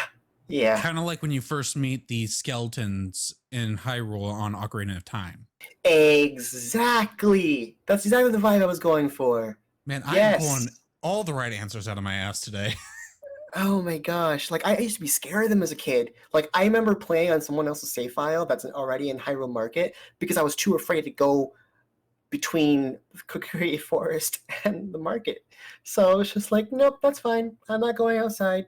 I mean, that was better than I did. I was scared of the flowers. Oh my god. I'm still scared of those things. The Yeah. Deku Babas are ugh, hate them. They I'm glad. appear out of nothing. They're not there, and then they're there, and then the rest of the game, you see them before you approach. But no, right there, they just appear. Scariest flowers I've ever seen. Yeah, no, those are definitely not great. Not great. So I guess we can I see that Jacob typed a question, and Nezzy, I don't know if there's an answer to that. If you've taken a look at his question real quick. I'm actually about to address that. Should we go to mine first since mine's been announced officially? They've both been announced, Okay, but since okay. yours is newest, remember. we'll go through that real quick. Well, I mean, if you have his photo, go ahead and shoot it up real quick. I actually don't. That's why I'm... Okay, then we will go to me. Apparently, this crazy person, Nezzy, decided to put me in this game. Tell me about the locksmith. Oh gosh. I already have a system. Darkness. Who is kind of a mysterious thing because why does he have these keys and why is he able to also float like kind of like you do with your own arm? But there's a system that you can combine skills with. And I don't know why he has keys. I wonder. I wonder. Hmm. Based off someone who's a giant Kingdom Hearts fan, I wanted to really back scratching. Really get his essence as well. Like who is Hunter, I wanted to kind of like encapsulate that, because I also needed a character that could unlock skills for the player. So I'm like, let's do this. Let's make this a reality. It was so easy to come up with. And this is a perfect example of 3 different styles being smushed together. The tiles being by Salil the Shaper, the key icons being from Sangmao or Thomas, and the character design style and color palette is from Final Boss Blues. Those 3 artists are bloody amazing. I can't thank them enough for letting me play with their creation and make a game out of these. And I kind of adopted Final Boss Blues style because he has a lot of mix and match stuff, but I'm able to kind of like piece them together like a puzzle and edit them to look like you, basically. And I was really lucky that I came across a lot of these assets because I'm still learning pixel art. I actually have a lot of experiments going on right now in the SundialShark server that is 100% just me. And I think my skills are improving. Spectrum, for example, will be 100% my art. It's going to be very difficult, and I'm going to be very careful with it. But I mean, I might still have like some assets, like if they're background elements that I can put on top of my art. But besides that, that's a whole different ballgame. Yeah. Right now, I want. In you. Yeah. Right now, I just, with the tools I have and the puzzle pieces I have, I want to make a character that not only is the person that's based upon it is appreciative of and can say, "Oh yeah, that's me." But yeah. So, first side note, chat popped off for a second when I pulled out my key, my keyblade. They started threatening me, telling me that I needed to pose like this man and start floating, or else. Or and else, I can yeah. only do so much. So yes, we are watching the chat. There's a podcast happening over here. I'll try to do my best to interact, but this comes first. Are we ever going to get a character cosplay? Oh, okay. I will see what I can do for that. We'll talk about that later. Fun fact: I have Idol's hat already. Perfect. Yeah, so that's gonna cool. I don't think I can cosplay my character. Oh, that's right. Soap is actually going to be a plushie. It's going to be a really Love big it. one. So I hope it looks cute. I was talking to an artist a while ago. Oh my gosh, there's so much to talk about. But I really want to move on to talk about Haiku, who is based off of Jacob. Yes. I finally have the image in front of me. It's actually a sneak peek. You see it here first. All right, here we go. Where it's Oh my god. It's a very dude fox-like character that wears a mask. Looks That kind of, sly. yeah, A little bit. like Sai. No, he's sighing from that terrible joke I just said. I actually have an attack animation. Sly Fox, there you go. Him. Oh god, this GIF is like 42 megabytes big. Oh my god. I I usually record these MP4 and WebMs, so I'm terribly sorry if this takes a while to process. I mean, it's going to be on your end. There we go. We already have it. Yeah, there we go. Perfect. And makes the screen shake, has this wonderful impact when he just claws the enemy. He's able to dang, throw shuriken, kunai. So is he a ninja? Very quick.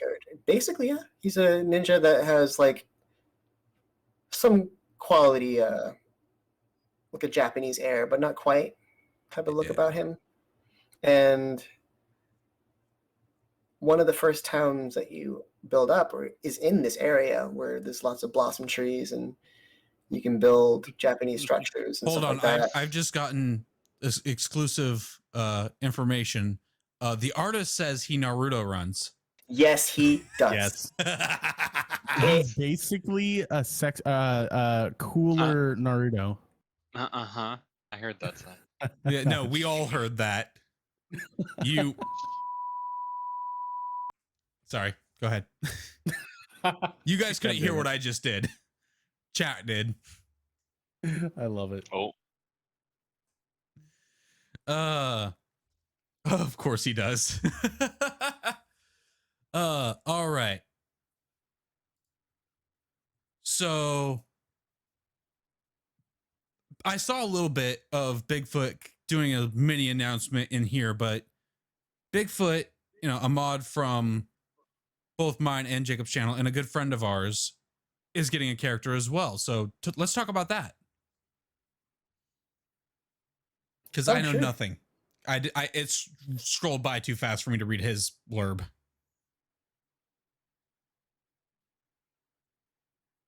Are you asking? Are you sure, Bigfoot?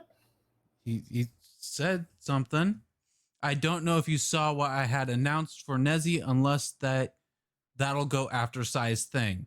Do you want to wait for official confirmation? Bigfoot, do you want this announced and talked about? Do you?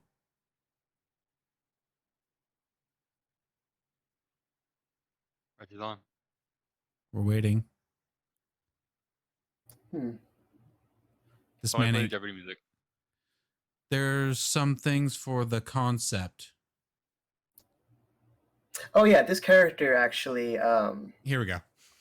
I wanted to build as a very unique NPC that actually lives long enough to see you both in past and future. And they recognize you right off the bat, even though they're completely different by the time you meet them again. By the way, he says not every detail. Yeah. No, I got that. Okay, just checking. And we talked about it in great detail, and I think I can pull it off for them, but they're like a little shy on the details, which is completely fine. We're still working on it. We just decided this like yesterday or the day before.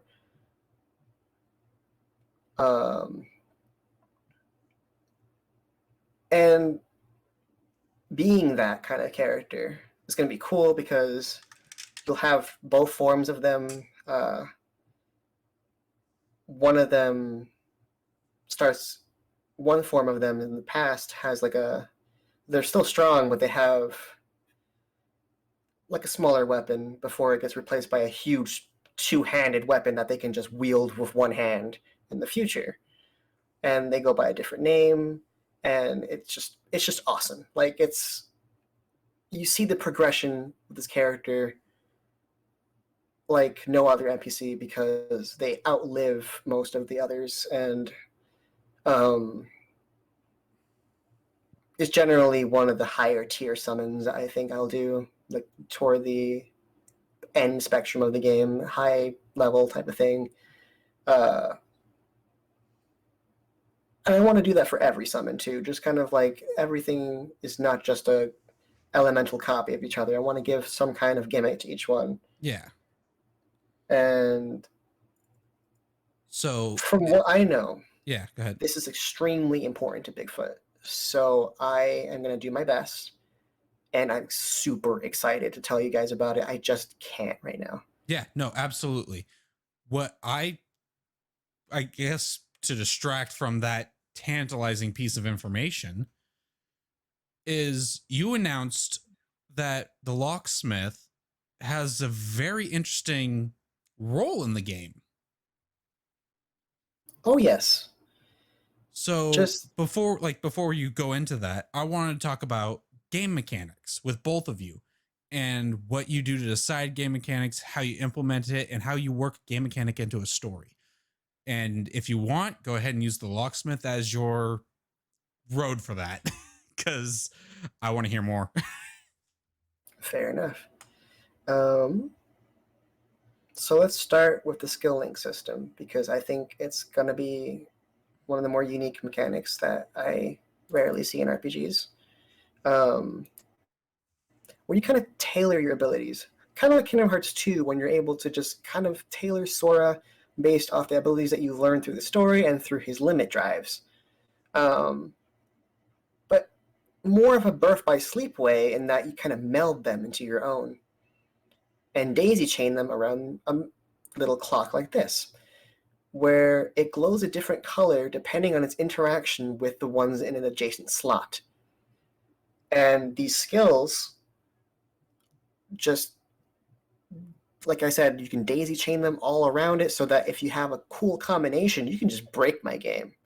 I encourage that stuff.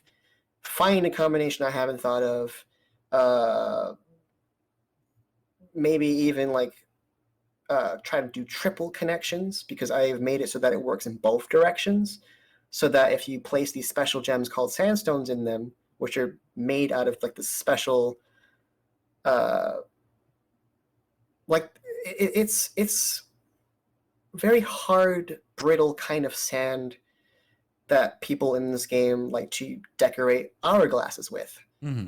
They record certain skills on them, certain elements, because they are actually fallen meteorites that happen to change into whatever they hit. So a lot of ocean sandstone are blue. A lot of volcanic ones happen to be red because of these little star fragments that fall from the sky every once in a while. And you can collect these in numerous ways, and they can only be equipped to people that have the same color as them. Interesting. They all have different shapes, so they're easy to see, even if they're, if you're colorblind. And overall, they give characterization and customization that otherwise I would have not been able to provide outside of weapons and armor. And that's where the locksmith comes in, because you only have 3 slots. You have the 12th, 1st, and 2nd position open. And as you gain these keys, like Super Paper Mario or other games like that, you can choose who that key belongs to unlock their grid, like Final Fantasy X, so to speak. And choose who you want to upgrade. If you want to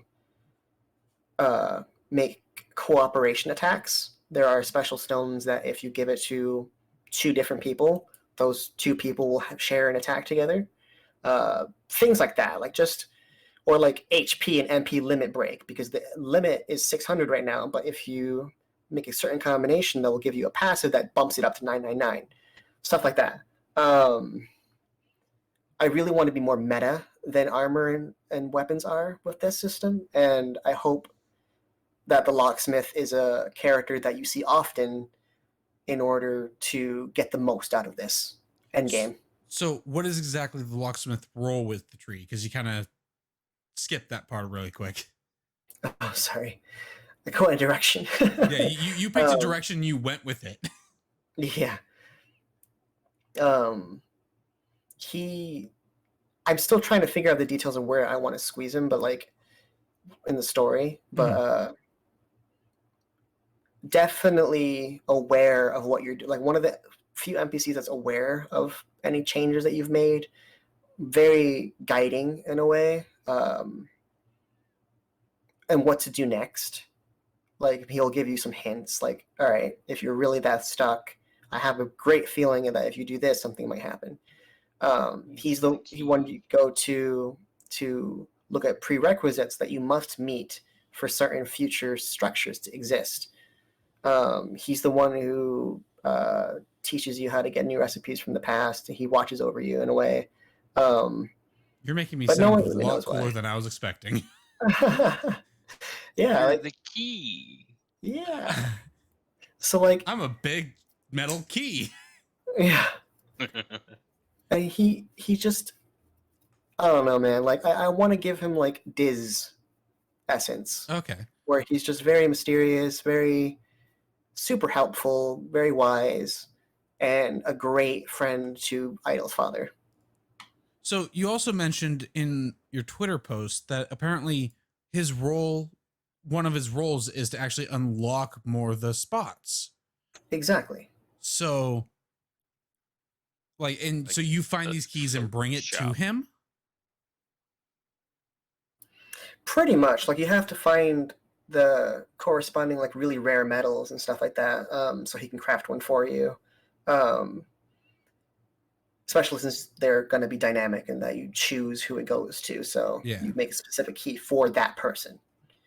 And he'll help you with that process as well as explain how to craft and stuff like that. But I want him to be like a hidden summon because he's going to be one of the most powerful ones where he just summons rains of keys that just prickle and needle the enemy and just kill them all. Kingdom Hearts 3 Endgame. Exactly. Just Ultima Keyblade, that stuff, Perfect. you know?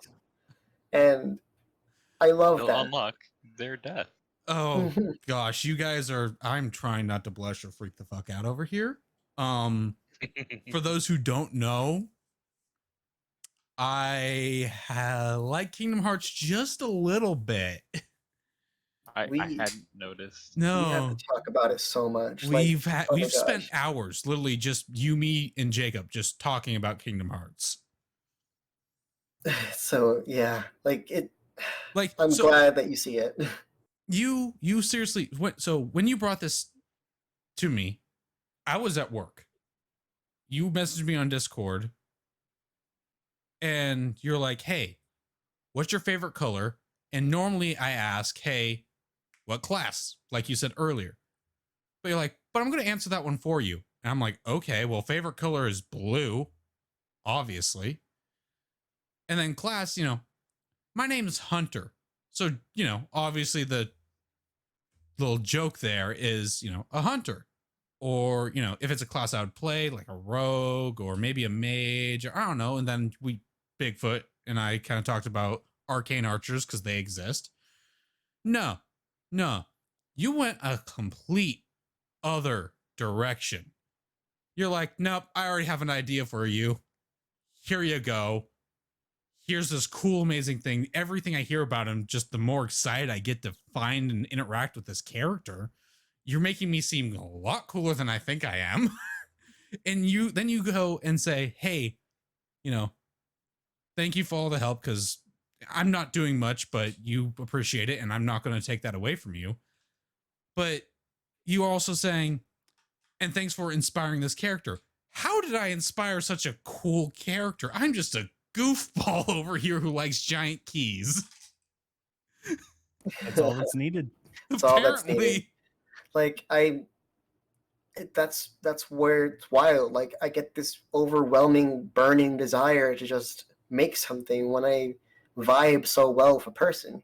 Yeah, you came up with this in like an hour and a half. From the time you said, give me some time to you ready? It was like an hour to 2 hours. A wizard, I'm telling you. I can tell you now, he was probably planning that for most of the day. Oh yeah, I planned this stuff out. Like Haiku's character. Oh my god, I wanted to say more, but I want to even surprise Jacob with it. Because there's so many cool things in Jacob's personality that I want to pull from him as well. That is meaningful to Idol as well. He's such a cool character. I think it encapsulates everything about him. He's a smart learner. He is the highest DPS in the entire team if you really boost his stats. He's also luck-based, high luck, high crit. That's why in the gif of him double striking, those were actually critical hits. When a critical hit happens, it becomes stylish. And the more stylish something is, the more style points you get, which are experience. Okay. So it's a really cool system. I can see people leveling up very quickly with him if they use him the right way. Especially if they choose the range route or the physical route, because I want him to throw shuriken, put points in that, or you want to put points in his speed, or really kind of like Kamari from Final Fantasy X, where you kind of build him up to be whoever you want, because this person is able to wield so many skills. Like originally, I'm not sure if I still want to do this, but originally I had Haiku be able to wield any weapon. So that a Blade Master. Basically, yeah. Mm-hmm. And I can go on and on and on about Haiku, but since he's going to be part of the next trailer possibly, or the demo, I I've been kind of teasing with more actual gameplay with just Haiku. I might even do like just a small episode with just him.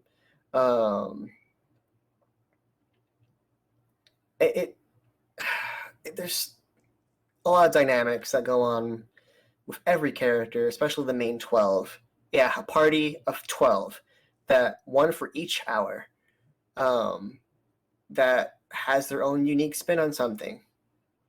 So that's a thing I want to jump in real quick and ask. So the residents, which are the special characters, are separate from the party? Yes, because they're technically still part of the party because they're still summons, but they are the ones that are the driving force of the plot itself, where they're the ones who move to the new towns. They're the ones who get moved into the new houses, and they form a community, and that future is brighter because of it. Okay. So And there's this distinction between what your party is and what a resident is, and a resident can be a summon. Yes. Perfect. All right. I wanted to touch on that. Really quick, got a few messages in the chat I want to bring up. First, from Proversed. Shout out to Nezzy. For real, I don't know much about them, but it feels like they're the type of person who won't allow themselves to take the credit they deserve. This is genuinely amazing, and I'm so looking forward to it. Oh my gosh. Okay. Yeah, I'm gonna have a hard time accepting that too. Oh my gosh. Then we got a little more clarification from Bigfoot down here. So he brought up earlier that his character is kind of a chaotic good, paladin-like guy. He says for chaotic good, he means something like a big anime moment where the hero has their team, but the big bad knocks them down. I would be the first to get up, laugh it up, and help pull the team back together. He then clarifies, I'll be honest, I have no idea how D&T alignments work towards characters. They actually used to be the premise of the element system. There was supposed to be a shade of blue, a shade of red, and a shade of purple, equaling up to 9 different shades that were the 9 alignments. But it became a little too complicated for me, so I winded it down to just 3. So that actually still helps, because it helps me develop their interaction with other characters, how they react to adversity, and how they react to people that make them comfortable in any situation, really. So when he told me that spoke worlds of Bigfoot and how I can translate that into a character of their own design. Yeah, absolutely. So sticking with our current theme of, mechanics and how things play together, Glitch, what's it like trying to write a mechanic into a game? Welcome back. Is he there? I'm here. I'm okay. Just trying to think. Yeah, no, we kind of put you on the sideline for a lot because Nezzy is very passionate.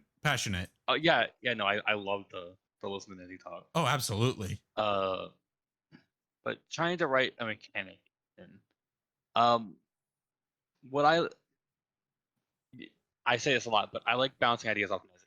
I like to talk about what's possible, what can we do, and just try to come up with creative or fun ideas and see what we can do something, and if it's possible. And a lot of the time, Nezzy will come back to me after being like, let me look into this, let me try some things, and Nezzy will be like, I think I got it. Of course, that's not every time. But a lot of the times, Nezzy can figure it out or figure out something really close. Yeah. It usually is that 1,000 IQ moment. For example, like Glitch will come out of nowhere and be like, what if Ode strikes himself with the electricity that randomly hits in that one GIF? What if it hits him? Will it boost his stats? And I was like, dude, what? I didn't even think about that. Yes, let it go. And then that's how it usually goes. Like he'll think of this cool attack called Scorched Earth, where the more they miss, the accuracy gets improved, and just they get more and more dangerous over time. And it was going to be a boss concept, probably still will be, and just overall awesome. Like we bounce ideas as if they were a tennis ball, and I'm obviously sweating because I'm trying too hard, but but like it's oh my god, writing mechanics is a lot easier when you just kind of throw it at your friends and like, what do you think of this? Let's start a dialogue. And if the person on the other end doesn't care, they're more than welcome not to get in the conversation, which is why I never force meetings, unless it's really important. They chime in, they come in, they say hi, they care for my well-being, and once we get all the fluff out of the way, we get into the nitty-gritty and we talk about the mechanics. And sometimes we'll just like message each other like, hey, I'm at work, but I came up with this. I wanted to tell you. Okay, bye. So sometimes it's just about getting the ideas out there. Yeah. And if not, we can reuse it somewhere else. Like, it's no big deal. Yeah, absolutely. Sorry, I just had something break on my thing and I had to fix it. There we go. That should be better. My follower goal broke again in the middle of the stream. Oh, I didn't notice. Yeah, it said 48. I'm at 47. But honestly, like, yeah, go ahead. You'll hear me say it a lot because this is genuinely how I work best. Is I work with Nezzy. We bounce ideas back and forth, and like, sure, Nezzy will probably say that I have most of the big brain ideas, but like it's a collaborative effort. It really is, and I couldn't come up with a lot of stuff that I do without someone to work off of, and me and Nezzy would just work so well, And then Jacob comes out of nowhere with the hard questions like, are you sure the mechanics necessary? Is that something you need for the game to exist? What should your priorities be? And he reels me back to reality as well, because sometimes even Glitch goes in a direction with me, and it's not quite the way we need to go for certain things. That is Are we talking about my role in the team now? Yeah. All right, Jacob, what's your role? Let's go. You're my co-host, but now you have a role. Let's hear it. So my role, you know how presidents are always married and really it's always the first lady that makes all the decisions? That's me. Yeah. No, this is not just for this project or anything like that. This is for anybody that I talk to. I ask the most like deep questions I can think of that will make you think about what you're doing. So whenever he tells me this cool idea, I will always try to make him think about how that fits into the bigger picture. Why is it going to fit into the bigger picture? Is it something that needs to be done right now? Or is it something that you should jot down as an idea and come back to later when you get a bigger idea of whatever else you're doing? So I'm the one that always tries to get him to prioritize the things that need to get done that aren't always the funnest parts. But those are the parts that are going to help you make those connections and make those ideas work. Perfect. This actually perfectly aligns with... We all need somebody like that. Yeah, we all need our Jacob, apparently. Somebody to ground us. Please, Jacob, no. I behave, I swear. Not that kind of grounding. Oh, right, sorry. But no, so speaking of, having someone there to ground you reminds me of something I heard from an actual podcast that Nezzy was on.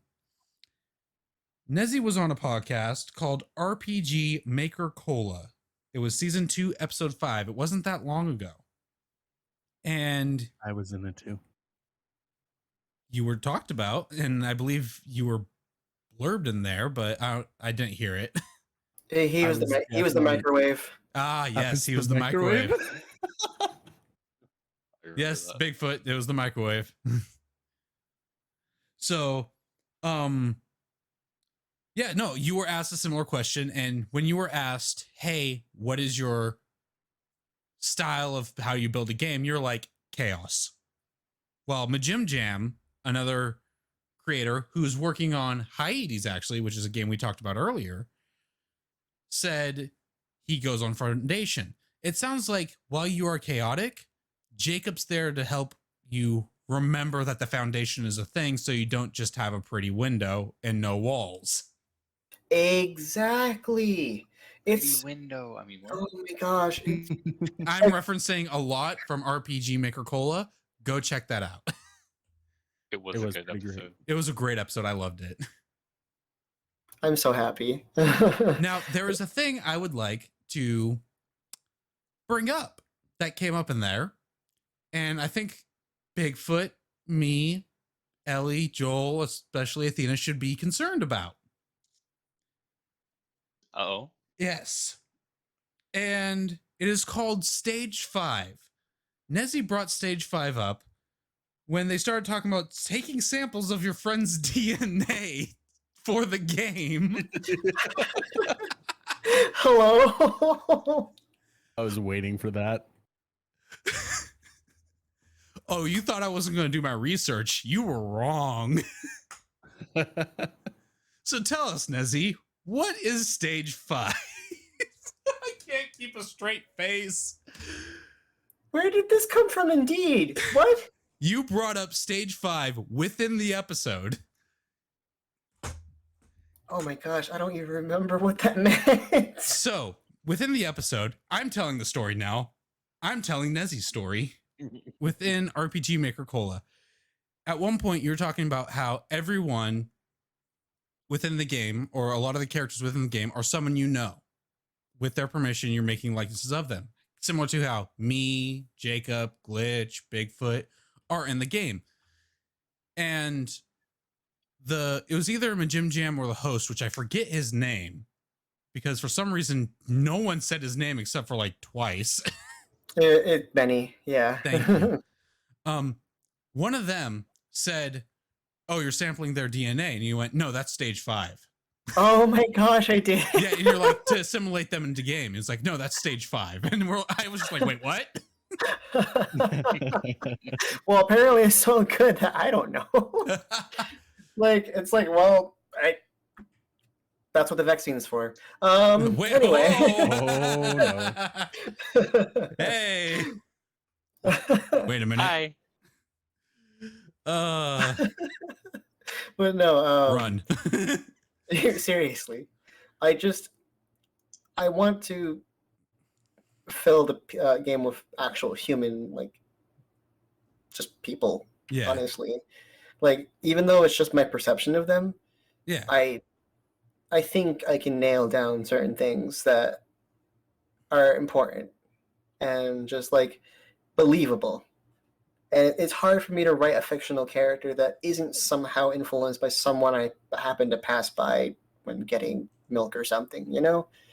Yeah. Like, it's you get influenced somehow. And it makes me wonder how other game devs do it too. What are their inspirations? Are they just that good at making random characters? Or is there something in the background going on?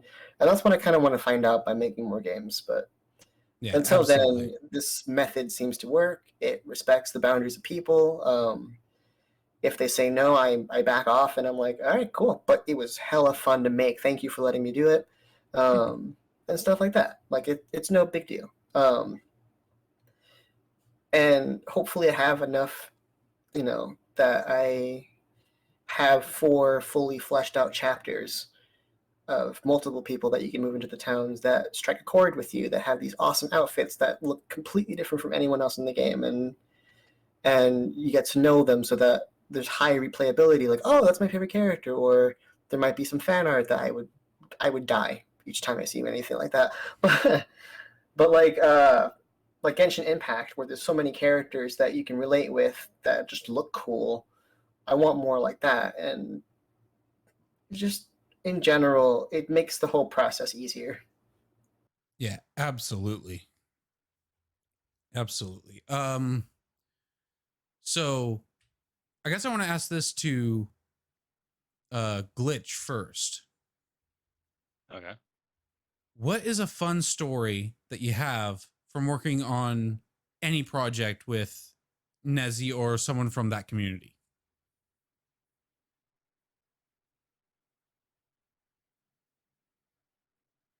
Honestly, I don't think there's any particular story other than there's just like there's been collections of times like just where we just have casual conversations, sometimes hours long, just bouncing ideas back and forth. Like that's just how we work on the project. We just talk and spend time together and have fun. Yeah, so it's just more of those person to person moments that you treasure. Yeah. It's kind of like when we tease each other, and that happens a lot, by the way. Really? And I don't know what you mean. yeah, and it's a nice pick me up in the day, like when you feel down and those treasured moments pop up and they're unexpected, and you don't remember them quite well later because they just happen so frequently, in my opinion, that it's nice. And I too have a hard time finding like a favorite. I Nezzy has like they said, we have been friends for time, and trying to just pick a moment, even just a couple moments out of I don't know, something like 9, 10 years of friendship and just being together, hanging out, talking. It, just it I I can't do it. No, at least not for like working on stuff like this. You know? Yeah. Yeah, absolutely. It's yeah, I mean I was introduced to the Discord, your guys' Discord this morning.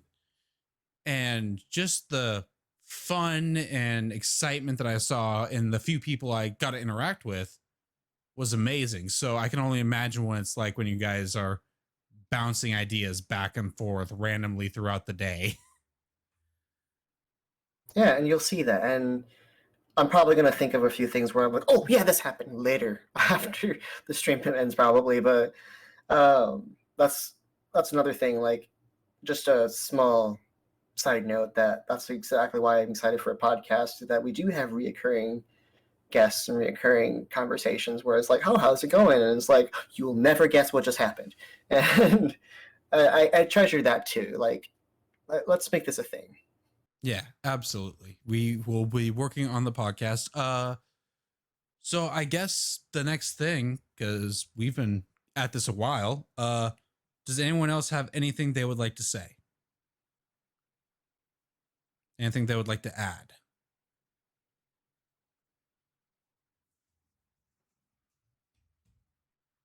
Not that I can think of at least. Jacob, do you have any other final questions? I see you're trying to think. Thinking after a long day of work, that's always fun. So if you were to just kind of sum up all of your experiences so far with this project, whether it's the project itself or what you've done or the community you've kind of already started to build, if you were to sum it up in like a couple of words, what would it be? That it's halcyon. This halcyon is the name of the train, by the way. It, in a short description of the word, it denotes a period of time in the past that was idyllically happy and peaceful. And when I'm around you guys and I'm developing this game, I feel that kind of peace and happiness that I can't get anywhere else. I love it. Yeah, same. My heart, man, my heart. That's hard to follow. You're gonna have to try now. I think the only way I can follow it up is to say it's kind of like finding somewhere and something that you're meant to do, somewhere you're meant to be, something you're meant to do. And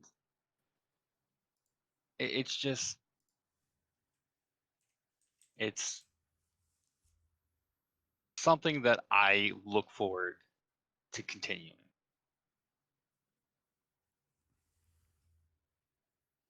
Yeah, like that feeling of belonging also it's coveted. Like everyone wants to belong somewhere, and I think I'm starting to realize that. Mm-hmm. And it's like, oh, okay, this is what I think I should do. So I'm just winging it at this point, and anyone who wants to come with, sure. Same thing with you, Hunter, like, and Sai, like, wherever you guys go, I'll go. Hop aboard the train. Hopping aboard this train. Let's go. So I've kind of artificially put myself on kind of the sub team here. I'm not actually a part of the team, but I have just decided without telling anybody that I am going to be publicizing this and getting this as much exposure as I can. Hype and Hunter. I am going to be hunting some hype for this game. Hell yeah. So I have already am working on making some connections to get it talked about and possibly professionally reviewed in a few places when a trailer comes out or when a demo comes out or when it finally comes out. Which Nezzy and I have definitely talked about beforehand. Oh yeah, I'm excited with his plans, and like I was saying very cryptically on my Facebook that connections are powerful before Joel ruined it. Like HDMI. HDMI. My friends are my power. You better have a gold connection. But oh my. Who followed? Not me. Not for that. But yeah, no, like it's invaluable. Like I was not expecting that. Like you can really do that. That's amazing. Why wouldn't I say like yeah, like let's try? Yeah. No, like I have at least two podcasts. I think I can get it talked on, and then one of the podcasts is also an indie game review site. And so I might be able to get it reviewed professionally there, which will possibly get it in the eyes of other people who may also review it for you. It's like a domino effect, and I love it. Yes. I'm here. I'm here to help. You need something, ask me. If I don't know it, I probably know someone who does, or someone who can ask to find someone. That is completely fair. I may not know how to make game, but I'll hype the shit out of it. Everyone needs someone like that. Like I can't be any more grateful, like to the two of you for just being so supportive in every way. Like was not expecting any of this prior to even a few days ago. I'm like, where is this coming from? Oh my gosh. It looks cool. And I have a friend or a community member making something cool. I'm going to talk about it. I'm going to support it. And you are my friend. I am definitely going to do that. Bigfoot, I'll get to you in a second. He has a great question. He does, which is where I'm going to go next as soon as I'm done telling Nezzy here that he's done something amazing. He can take credit for it. And I'm here to help him. Absolutely. I'm exploding. Good. From exploding, let's go to, I think, our final question before we do some informational stuff and end this portion of the stream. Bigfoot asks a very important question, which I think a few of you saw. He wants to know everyone's favorite Pokemon. Now, before we start saying ours, because I want to tease him a little bit longer, Bigfoot says Absol. We have Luna Heartclaw, Absol. Nezzy, why did you went ahead of us? Glitch, you too. What the heck? I'm skipping that. There. All right. So Nezzy, go ahead and say it. Pudgy Potato Pancake Boy. What? Otherwise known as Alolan Raichu. Oh. Because they're so cute and they're round and they smell like pancakes apparently according to the Pokedex. Who does not want that? Let's go. I love it. I love Raichu, but as soon as they announced that they had a special form of him that was half psychic, which is my other favorite type, I was like, bro, that's mine. And I trained one in Sun and Moon. I did not look back because it was an amazing experience and such a cute design. I remember running a Alolan Raichu for a while. Yeah, it was a cool experience. Oh my gosh. Yeah, no, Proverst is speaking truth over there. It's like I'm at gunpoint now. Great. Good. Or else. There's a gun cane pointing at you, telling you to feel the love. Nice. I brought it back, people. Mama, no. Mama, Mama, no. no. Mama. Ooh. Thank you. I couldn't do the next part, otherwise I might get in trouble. Jacob. Favorite Pokemon? God. Specifically, my shiny Vaporeon named Sushi. Ooh. Ooh. And the reason is because did you know that in terms of human Pokemon... Oh, wait, Yep. TOS. Stop. Stop. I knew that was coming. Stop. I see where you're going with this. I stopped before any TOS. Don't worry. Hold on. I'm going to just mute the Go XLR and then we're just going to... And we're going to pretend you actually talked about it. Okay, moving on.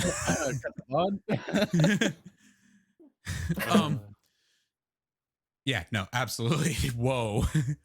Bump the brakes. I guess it'll be my turn next. Oh no, Glitch. You didn't say yours, you put it in the chat. Glitch, go. Obstagoon, because it is big, tough, punk thing, but it's just like very defensive and protective, and I like it. Yeah, absolutely. And I guess I'll round that out. It's hard to say one, but I love the Cyndaquil through Typhlosion line. I just love little Cyndaquil, but I love giant Typhlosion. If I'm ever if Cyndaquil is ever an option in a game, it's mine. Arceus Legends. Absolutely. Forget the other two. Forget exactly. The other two. I don't care about them. Nope. Cyndaquil was my starter too. It was one of my first Pokemon ever. Let's go. Totodile and Cyndaquil, my first. Yeah, no, Cyndaquil is mine. I love it. I'm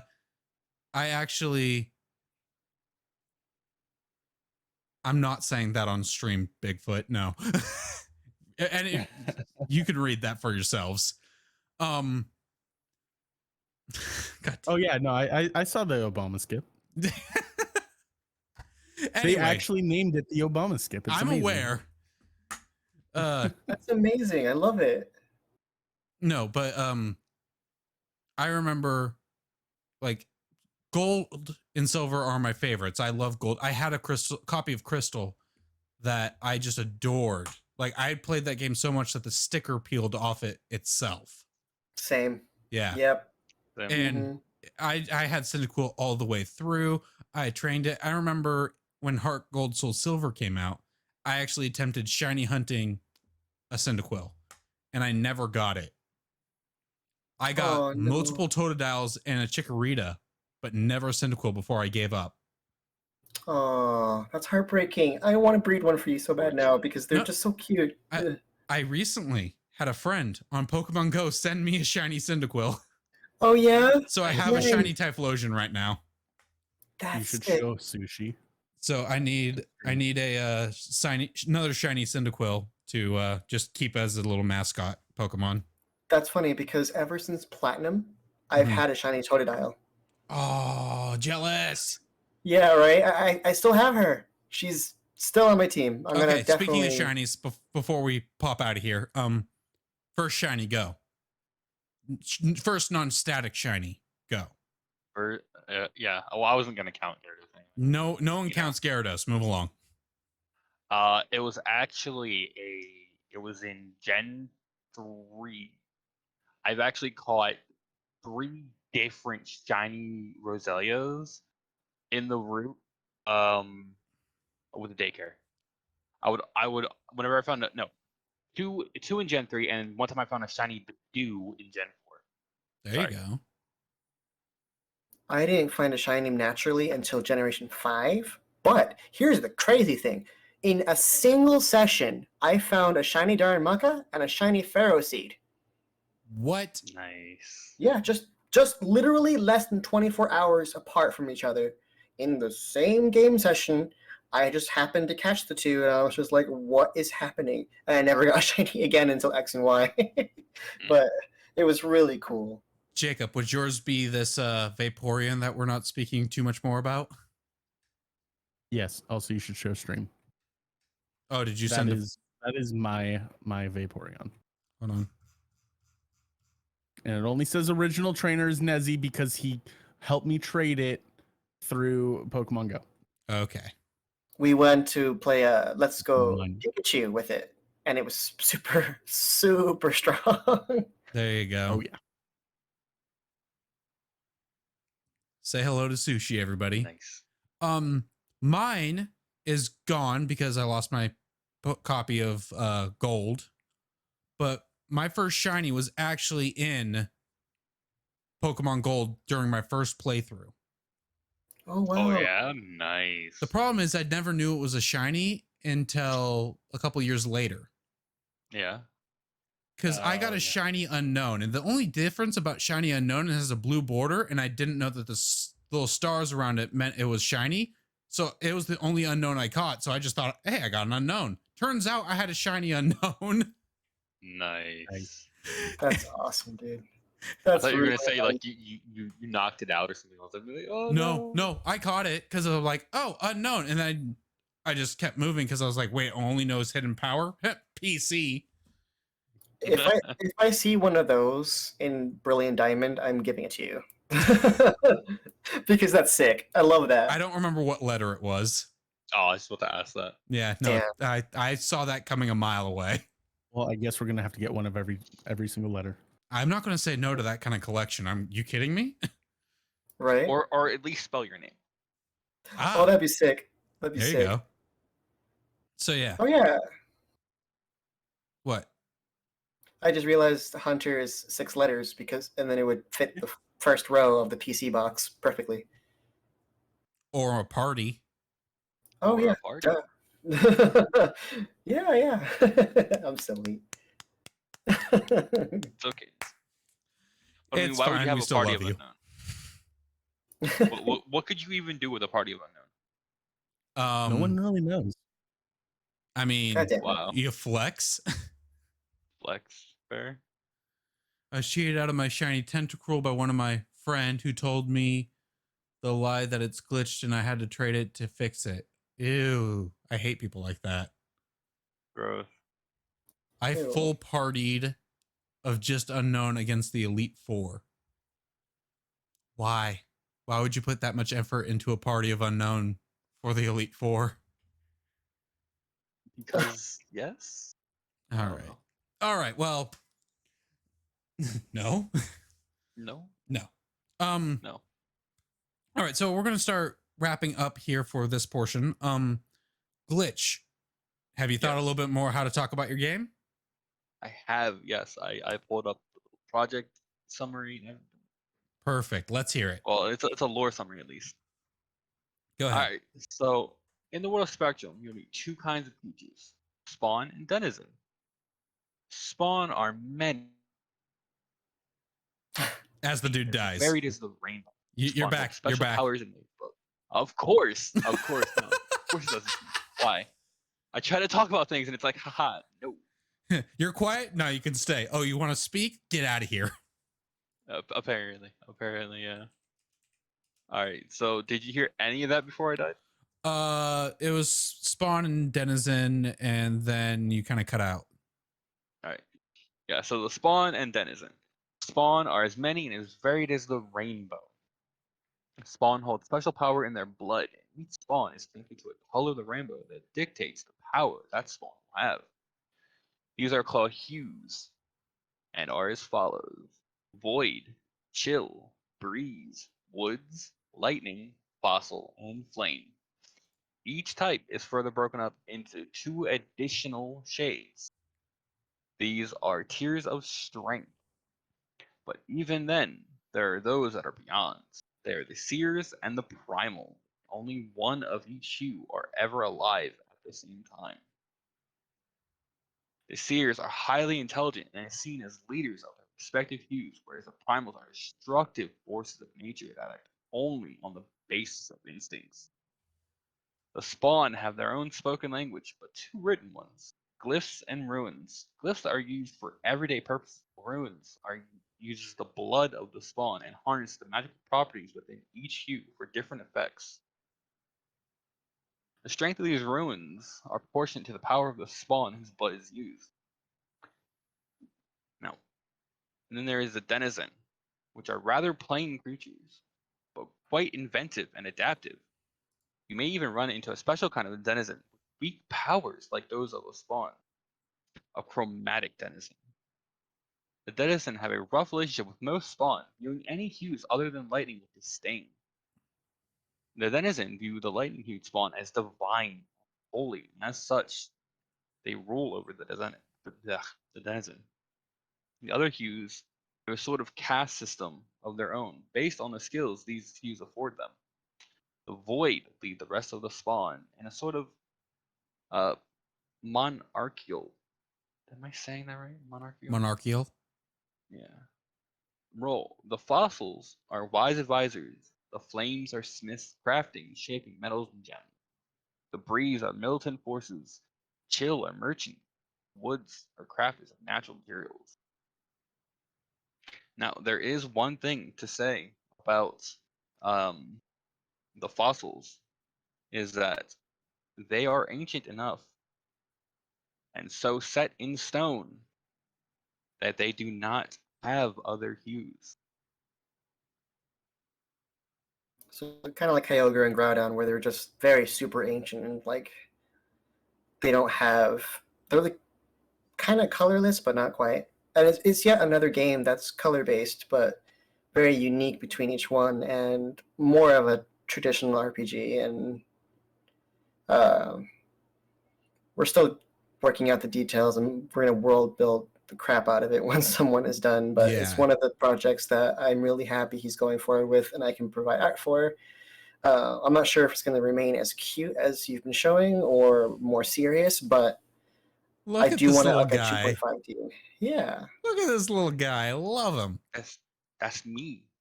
Yeah. It's me. So we're going to definitely explore that with Unity when we're done with RPG Maker. All right.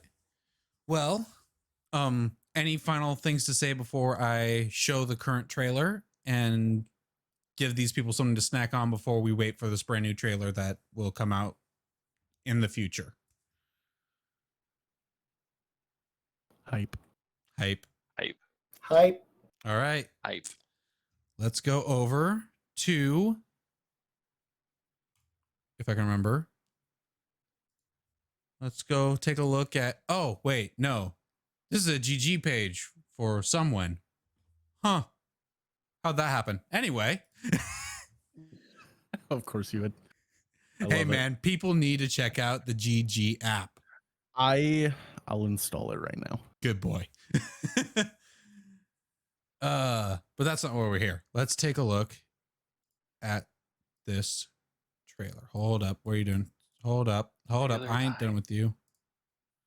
And I need to get rid of these.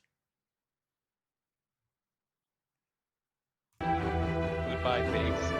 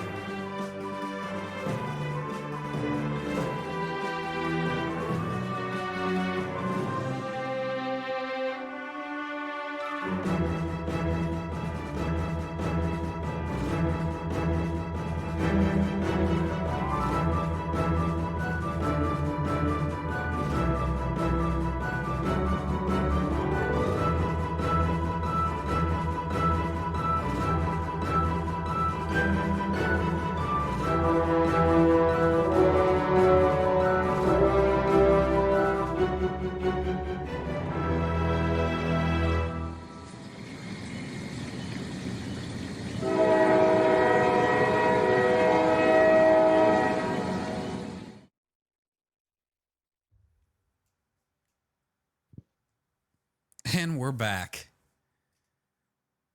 That was hype. I love the look of this game. I honestly do.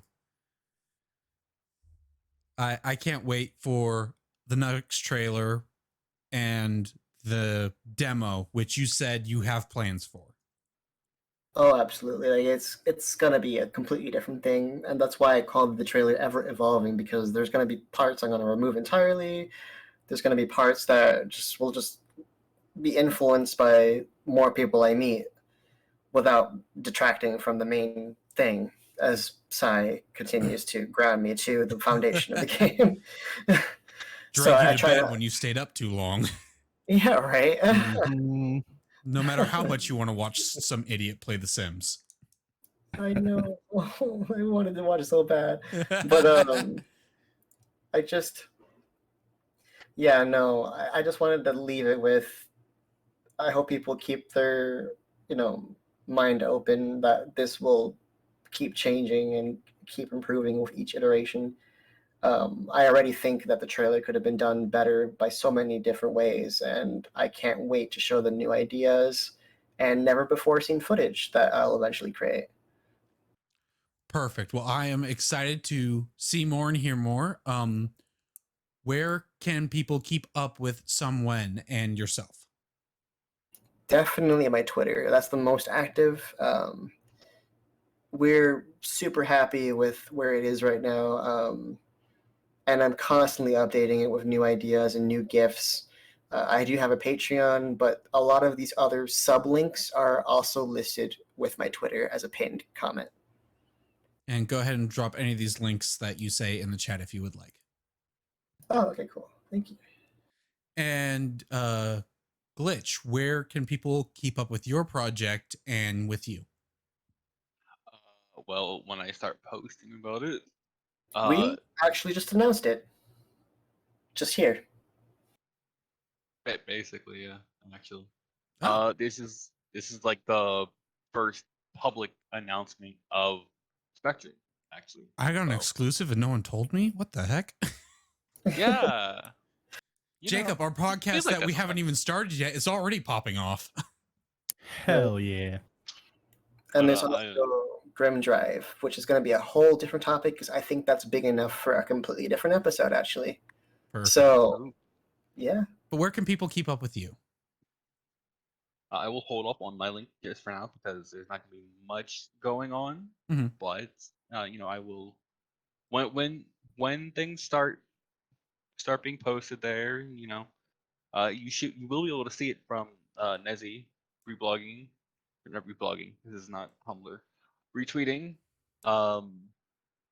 and you know I can drop a link somewhere to it directly as well.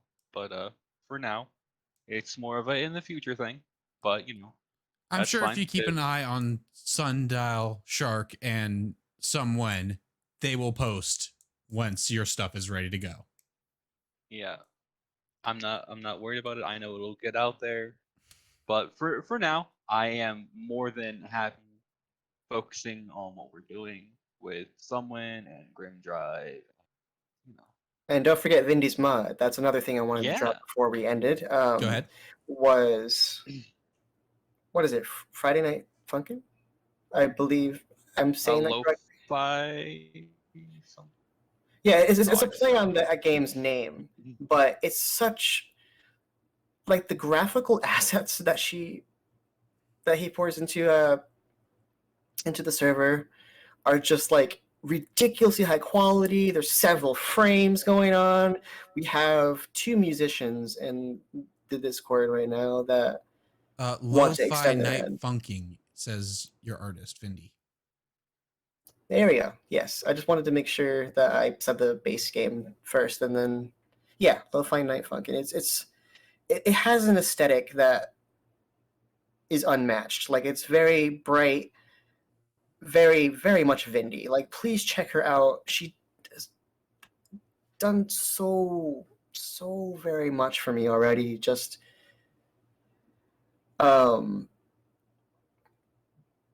like, Base game is Friday night funking. LOL. yeah, okay. And that game is already having a huge mod base, and it's exciting to see Vindy go after that. Nezzy, if you have a link for her stuff, because I don't think she can post it without getting in trouble, feel free to link hers in the chat as well.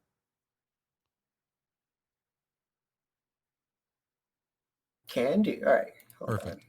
GGApp, this is my channel, so people obviously know where to find me. Where can we find you? Oh God, where can they find me? That is a really good question. Oh my gosh. That's where they can find me.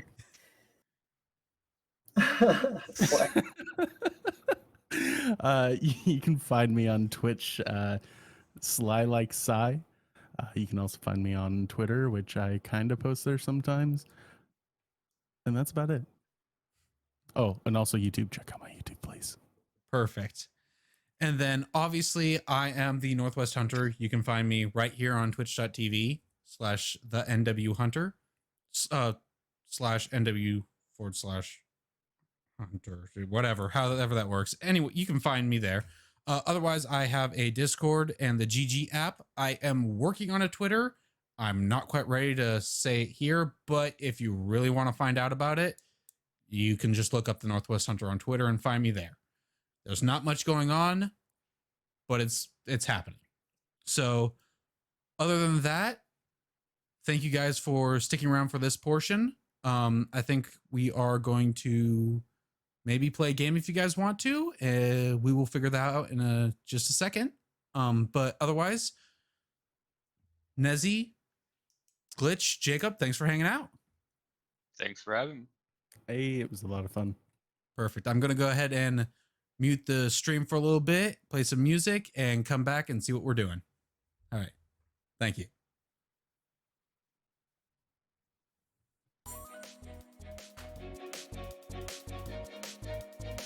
He tried to kill me again.